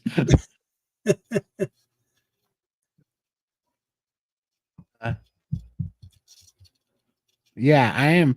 And I'm sorry to everybody. I literally did get the stupid Rona thing. And so I decided to take it easy yesterday. And that was going to be my cooking yesterday. But I am putting out a cooking video for sure this next week. I just got the stupid Rona, and nothing makes you feel like spreading germs on everybody's food. We just had that go around our house about a month ago. Yeah, did you have the same one with the school? But I never got it. Oh, nice. Never got it. I think the only reason why I got it was because mom ended up with it, and then I had to take her to the hospital. And then when I was in the hospital, I think I just got around too many germs or something. I don't know. I came home and I was like, but it wasn't terrible, but it was bad enough that I knew I just wanted to take one easy day and get it done with. And so it's about gone, but it was all in the head and in the throat. It was all sinus and headache and achiness, but. Yep. Yeah, nobody had really bad symptoms. It was just like everyone had a cold. Yeah, right? Yep. Nothing. Wouldn't even known we'd have had it if we didn't have a couple tests here at the house. And we gave my daughter one and it came back positive. And then my wife took it and hers came back positive. And so. Yeah. Yeah, but it's, it's just, that's why it was so stupid. I was like, I got a cold. And then they're like, you don't have a cold, you have COVID. And I'm like, it's a cold. I don't care what anybody says. It's freaking cold. It's a cold. Yeah. Yeah, Adam, that's right. Exactly. I got a little sneezy and a little runny, but the good news is it seems to only last about 48 hours on carnivore. Right. Yeah, I have found that when I do get something, it doesn't last long. It's here and gone. For sure. That's what I find too. It's kind of funny because everybody will have it and then they'll be like, "Are you sick?" And then you're like, "I feel a little funny, but I don't think I'm sick. I wouldn't call it sick." And that's really what it's like, Yeah.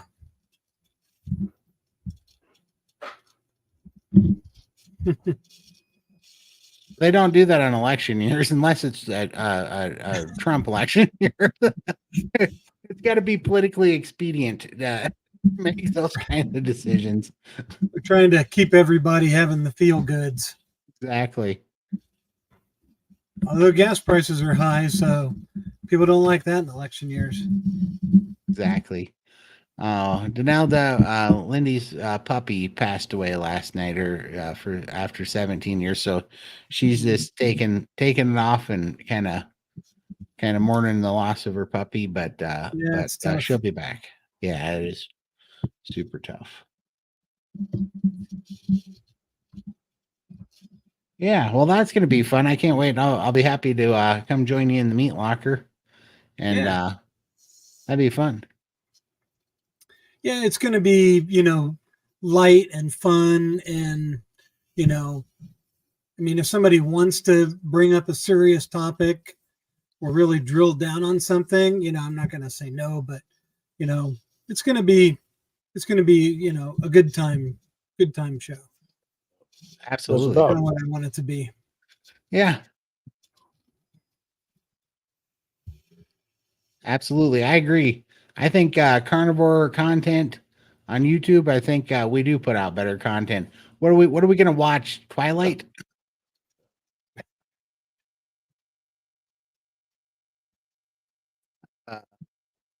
Carnivore Madness brackets. That'd be fun. That'd be fun. But yeah, well, that'd be good. Yeah, I can't wait to see it. And I think that's what we all need is just more conversations and getting people's story out. Because, man, have you seen the traction that carnivores getting lately? Lindy and Bella even just got put in a Rolling Stone magazine. 2 magazine. days ago. Really? I didn't hear that. Yeah, Bella and Lindy were Stone. I know Yeah. Chafee was on Women's World. exactly. Yeah, And then it was funny. I almost bought it to took a picture of it in the store.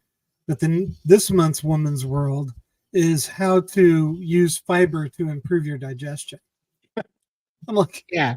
it went from Chafee to that. Did you learn nothing, people? So I'm like, yeah, it was a big eye roll when I saw that cover. Absolutely. Funny. That's crazy. Oh, do you think did you kind of decide whether you think you're gonna make it to Hack Your Health, or you still I'm working on her, but it doesn't look like it's probably going to happen. I got you. No worries. She just doesn't want to spend the money. I understood. But there's gonna be more of them. I really am looking forward to gosh. I just hope that next year they don't conflict the whatever cruise with the Hack Your Health. Like they need to separate those two. Like whoever booked that, they need to have a little bit of separation in those for sure. Yep. So but, I don't know if I come into a little extra money between now and then and I can talk her into it. I'd love to go because there's just so much happening and so many people are going to be there and so many activities and Well, and it's a good bang for the buck because you're going to be able to meet so many people. Like for me, there's so many people that are going to be there that I've been wanting to meet that I would have normally had to have like gone here, there, to go meet, and they're all going to be there. And as far as being YouTubers now, which is funny to hear that come out of my mouth, but that's what I'm doing. Then it's a great opportunity to kind of do some work with some people too. So really good idea. Well, what we talked about offline last time, I just like to be down there to help you guys out and do stuff. And just I could use a smoking buddy for sure. and just hang out. I mean, that would just be awesome. Absolutely. I know. I'm like, I with do all the need people that are going to be around there. It's going to be epic. Yeah, and with that much meat to smoke, I'm like, I need somebody that knows how to run a smoker too, because I need a smoker buddy. Yeah. Yeah, I mean, I was thinking about how I would do that. Probably get some money together, some people, and go out and just start, buy up steaks and eggs, and and just get things stocked up to cook for everybody every night. But that's what I was thinking. I'll give it one more good college try, and we'll see if I can sell it to her. No worries. Yeah. Yeah, it'll be fun. But yeah, no, I understand. And like I said, there's going to be many years of this in the future. So we'll have to coordinate better with each other and know what everybody's thinking and kind of make some plans, because those are some good places to have big meetups, Mm-hmm. I think if it wasn't so far away, it would have been an easier sell. I hear you. It's just I'm in Montana, so everything's far away from me. Nothing happens on this end of the country ever. Yeah, if it had been a car drive, away, but it's a flight. Story. Yep. Sorry, over here sneezing. But if people are going to go and fly, I mean, I found flights with a rental car for under $700 for that 4-day weekend. I mean, that's pretty amazing. That's pretty good. That's pretty good. Yeah. That's absolutely good. Yeah. And, for all the for all the, kind of consolidation of people to meet and work to, kind of cross collaborations and stuff, that's a heck of a bargain, actually. Mm-hmm. East Coast, yeah, that'd be fun. Where would be fun in the East Coast to meet up? A place warm. Chesapeake Bay area. That might be nice. Maryland. Yeah. Yeah, that's where my ex-wife's from, was Elkton, Maryland. We actually stood on the Chesapeake Bay. It was hot and muggy. Virginia, somewhere over there. Yeah. Richmond. I don't know. There's lots of choices. Anywhere south of New York. South of Baltimore.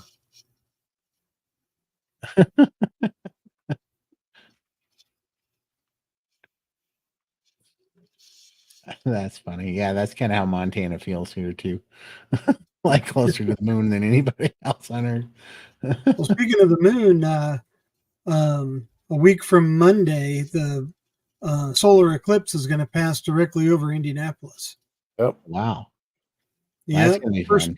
First time in 800 years it's passed over central Indiana. So, wow. Yeah, everybody's all eclipse crazy around here, getting the special glasses and the parties together. The kids are even out of school that day. Wow, that'll be awesome. Yeah. Well, that's gonna be fun to watch. I hear that Jeff from the SBG gang was saying that we got to get a particular type of lens that blocks the sun. It's very particular, because I guess it's going to be pretty intense or something. I didn't know. I just hope we have a good, nice, clear day for it. Yeah. It's not raining. Cloudy and raining, right? Yep.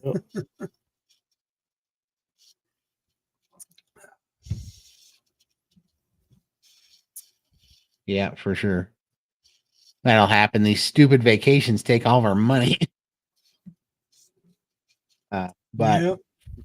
Oh well, we can't get buried with it. So I will be going to Keto Palooza in Louisville, Kentucky, in October. That's nice and close to you. Yep. Yeah, it's 2 hours away, so I will be going to that. And I'll get to meet Dr. Barry there, because I believe he is going to that. Yeah, that'd be what is it? Keto Palooza. Keto Palooza in Louisville, Kentucky. That would be fun. I bet. Oh, that's the one that Russ goes to a lot, right? Because he's right in that area. Yeah, I believe he does go to that one. Yeah, that'd be fun. Yeah, it'd be nice to meet Russ. He'd be cool guy to meet. Yeah, for sure. He's going to be at KetoCon too.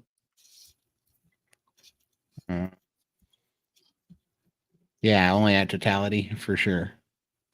I heard that too. And then they were saying something about for a certain amount of time, depending on where you're at, you could look at it for a certain length of time.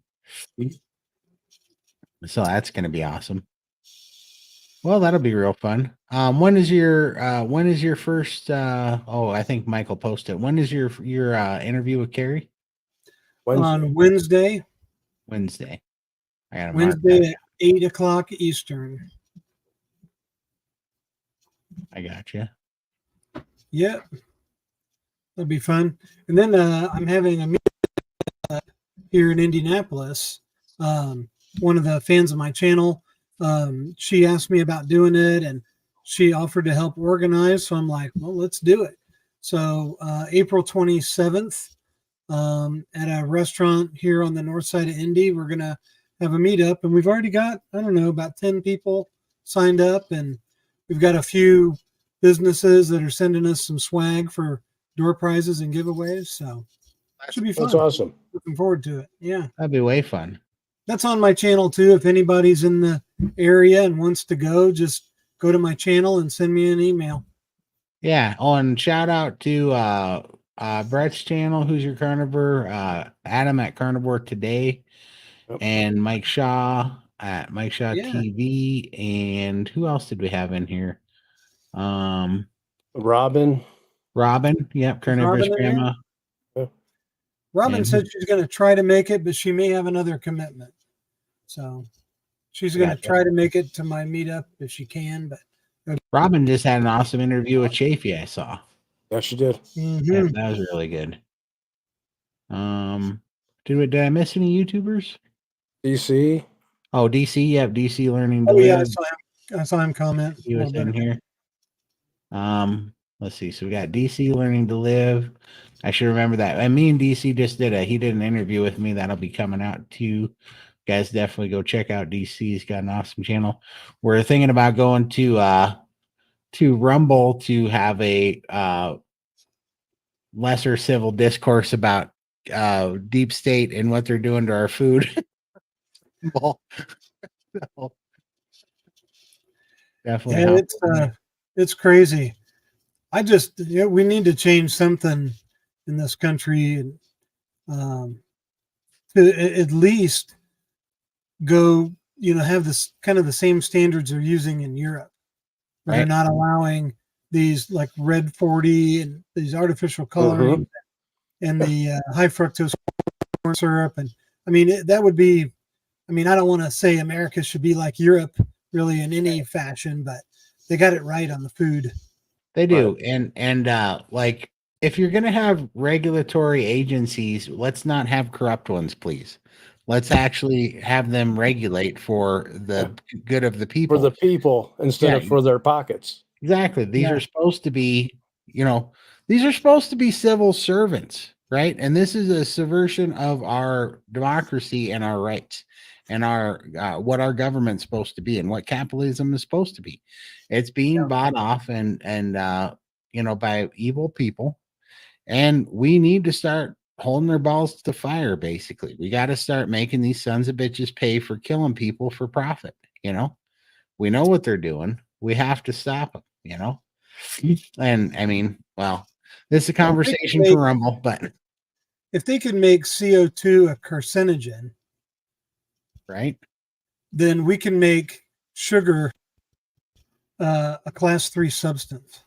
Exactly. Absolutely. That's a great point. And it's like, why are we still pretending like seed oils are not absolutely cancer causing crap? How are we, why are we still playing around with this? I know, it's just the money. People are bought off. Yep. It's sick. Yep. It's money. It is. It absolutely is. Let's see here. Oh, and I think B-Dog's coming down too. I think B-Dog said, yeah, he sent me, I think he's putting a comment that him and a buddy of his are going to be down there. Yeah, that'll be awesome. Thank you, Keith. Absolutely.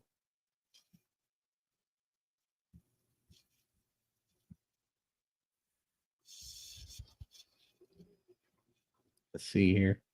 April 8th is first day back after 2 weeks. Nice. Yep, it is. It is that time of year, isn't it? I am looking forward to summer. Me too. Looking forward to just feeling good and getting out and moving and wanting to do stuff. For sure. Get some sun. It's going to be a good time. Going to go to the Indianapolis 500 this year. Oh, that's going to be fun. That's a good time. Hopefully they don't have some pronoun car or something. You know what I mean? No, it's pretty family friendly. It's there's not a lot of stuff like that there. That's awesome. But yeah, I met up with an old high school friend, and her dad has gone to every Indy 500 since 1956. Wow. And he has all the ticket stubs and everything. And he was actually on TV. They did an interview with him on one of the local news channels. And he brings in a camper, and he has a camping spot that's right across from the track. And so we're going over there to have dinner with him the night before, and then spend the night there, me and my son. And then we'll get up and just walk to our seats, 300 yards away. Right. And then go back there and hang out, after the race and let the crowds clear out, because it's the largest single day sporting event in the world. You know, there's 250, 400,000 people there sometimes when it sells out. I mean, it's insanity, but it's fun. It sounds, and don't you go there for like, how long does that race last? Well, it used to last all day when they went 100 miles an hour, but now it lasts like 2.5 hours. Oh, that's You run crazy. 500 miles in 2.5 hours. That is crazy. Wow. Yep. Handicap for You've never been, you owe it to yourself to go at least once. Lisa, does Lisa have a YouTube channel? That's an incredible statement there. She says, carnivore lifestyles kept me from being handicapped from MS. Thank God for meat. Absolutely. I wonder if Lisa's got a YouTube channel, because that would be great to follow as well. I've heard more than one person lately saying that their symptoms of multiple sclerosis have lightened, if not almost completely gone away, doing carnivore. It takes time, but for that healing to happen. But I've heard of people fixing it, or reducing the symptoms of it enough to where it's not, it doesn't affect them so badly. Oh yeah, photograph Mindy 500s. Yeah, there's a lot of celebrities that go. Quite a few. That's awesome. Now he's photographing like super celebrities like us carnivores. The real meat and potatoes of the celebrity world. Minus the real meat and butter of it. Exactly. That's right. I got to see him again at the meetup at Montello Theater. Right. We met in Chicago in October, and then I just got to see him a couple weeks ago. So that's awesome. Adam's the best. He's awesome. Yeah, I'm looking forward to meeting him in Texas. But then he just reminded me. So I'm a huge fan of comedy, obviously, and he reminded me that he just went to Dave Chappelle yesterday, and he reminded me that Dave Chappelle's only like 10 miles from his house, and I'm like, well, now I'm gonna visit Adam like twice a month. Dave Chappelle's comedy. I know Dave Chappelle lives around the Dayton, Ohio area, out in the country somewhere. Yeah, he said he's like right next to him, so he went and saw him, and Dave's the GOAT, so I got to see that. And he said his boys know how to get the tickets and the good seats, and I'm like, well, then now there's going to be a meetup at Adam's house. He might not know it. Dayton has an airport. You can fly right into Dayton. Oh, I will be too. I told him right after Keto Hack Your Health, expect to see me, because we're having a Dave Chappelle night for sure.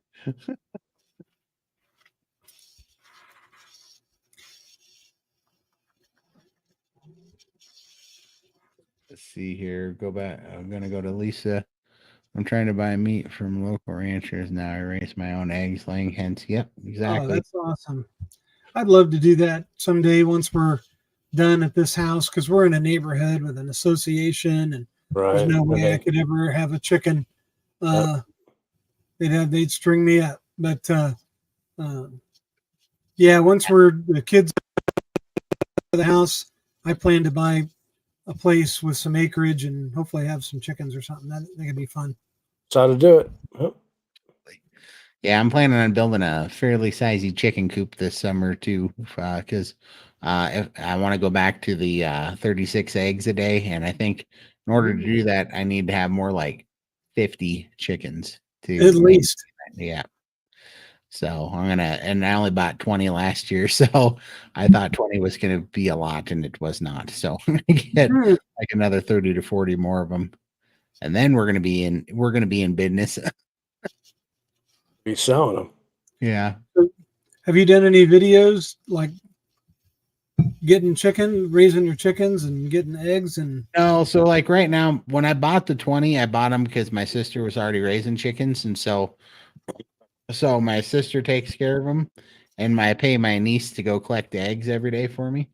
And or but anyhow, now it's gonna be bigger because I was like, hey, do you want 50 more chickens? And she's like, no, I can't, because she's already got like 60 chickens. She's like, I can't handle 50 more chickens. And so I decided, all right, I'm gonna have to build a big chicken coop, but I think I'm gonna go kind of crazy with it and like dig in even footers and pour concrete footers so that nothing can dig under the chicken fence, Oh, and then anchor it to the concrete footers going all the way around, and then put a ceiling on it so that nothing can get in there, right? Because we have critters that are going to be, we have mountain lions and bobcats, like we had goats that hawks and were eagles and stuff that'll yeah swoop come down and get them.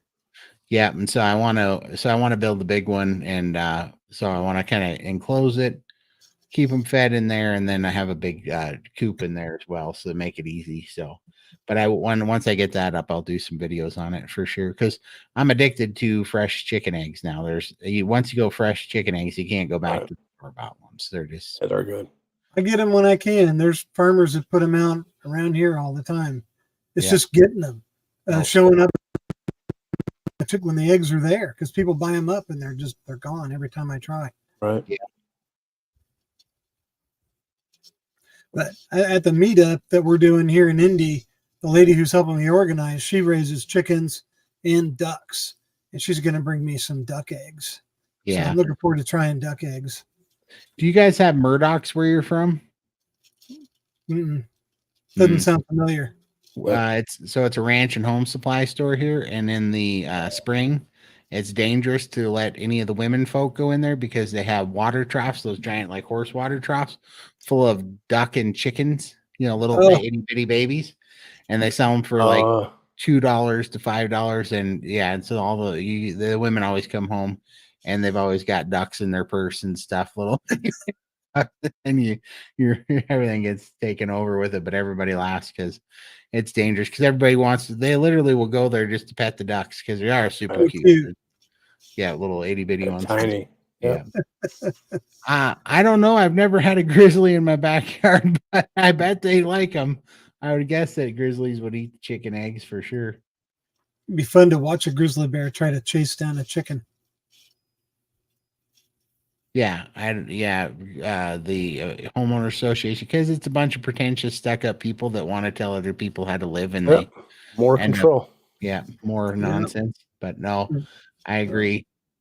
Constantly worried about resale value and that somebody's going to move in and paint their house purple, and right. Yeah. Well, and hey, it's our right as an American to have a V8 hanging from a tree and a few chickens in the backyard. So get off me. That's right. Also, if I want to sight in my gun, I will do it in my backyard like a free American. Mm-hmm. We're not free no more, though. Oh, wow. Yeah, I'm looking forward to trying duck eggs. That'd be fun. Yeah, my sister's got a couple of big duck eggs, but I had one the other day, and it does taste different, but I don't mind them. My sister doesn't like them. I don't mind them at all. I actually like that. She's got a couple of chickens that lay these blue eggs. They're a lot bigger eggs. They're chickens, but they're blue eggs. I forget what they're called, but the shell is crazy thick on them, like super hard to crack. Yeah. And those ones are my favorite, I think, out of all of them. But I forget what they're called, but they throw blue eggs, believe it or not. Must be a certain breed of hen that produces those. Yep, I think I have the Rhode Island Reds and the gray something or others. The gray ones are kind of neat looking, but I got 10 of each, 10 Rhode Island Reds and 10 of the gray whatevers, but 5 of the gray ones that I got had some genetic disorder and they died. Their wings were breaking. I was a little bummed out about those. Let's see. Trying to find the gray ones, because the gray ones are cool looking.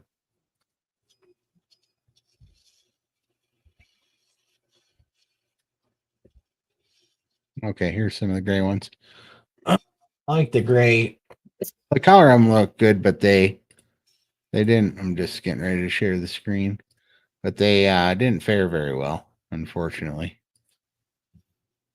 But they're colors. Oh, those are pretty. Yeah, they're pretty neat. And these are the Rhode Island Reds behind them. But yeah, the gray ones didn't fare so well. We lost half of them, but all the Rhode Island Reds made it. So gotta store back up. But yeah, they're good egg laying chickens for sure.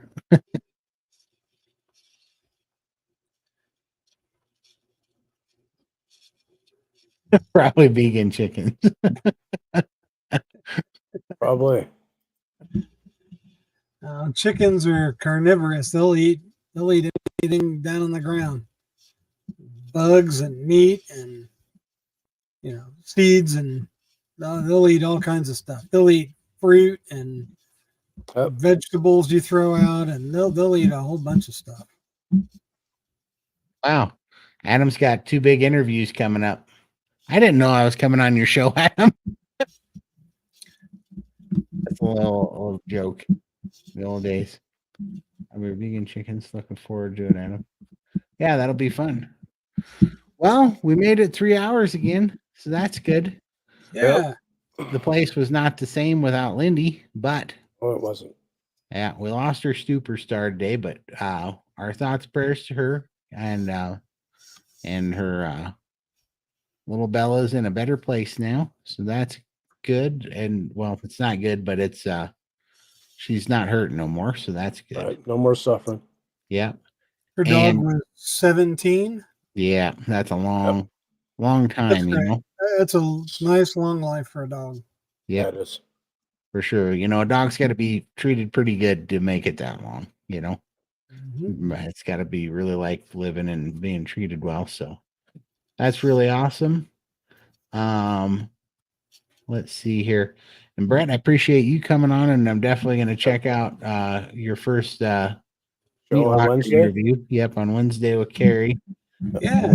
There. And that was what, 8 p.m. Eastern time? Yeah, 8 p.m. Eastern on Wednesday. Yeah. Oh, and there's Arlene. Hey, Arlene. We're just Arlene. She always comments on all our. She's always in the chats and comments on videos, my videos and stuff.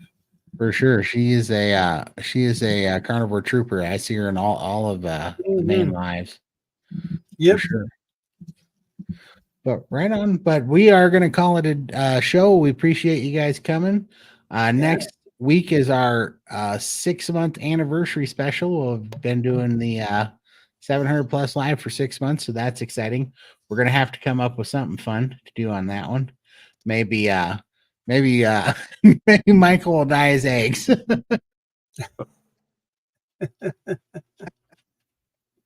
Maybe you can get a little special guest to come on or something. Yeah, for sure. We'll have to think. So you can get Bella to come on with you or something. We appreciate you, Lindy. Yeah, absolutely. That'd be fun.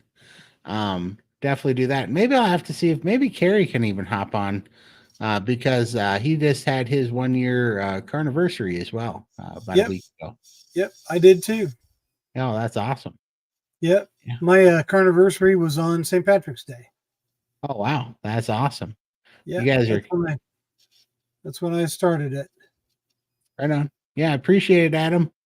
Well, I reckon we're going to let you guys all go. Oh, thank you so much. We appreciate it. Yeah, it's so funny. I mean, 6 months went by really quick. It did, yes. Super quick. So, but we love you guys. We appreciate you coming. And we will see you next Sunday with our 6-month special. So we will see you guys. All right. See you guys. Night, guys. Night.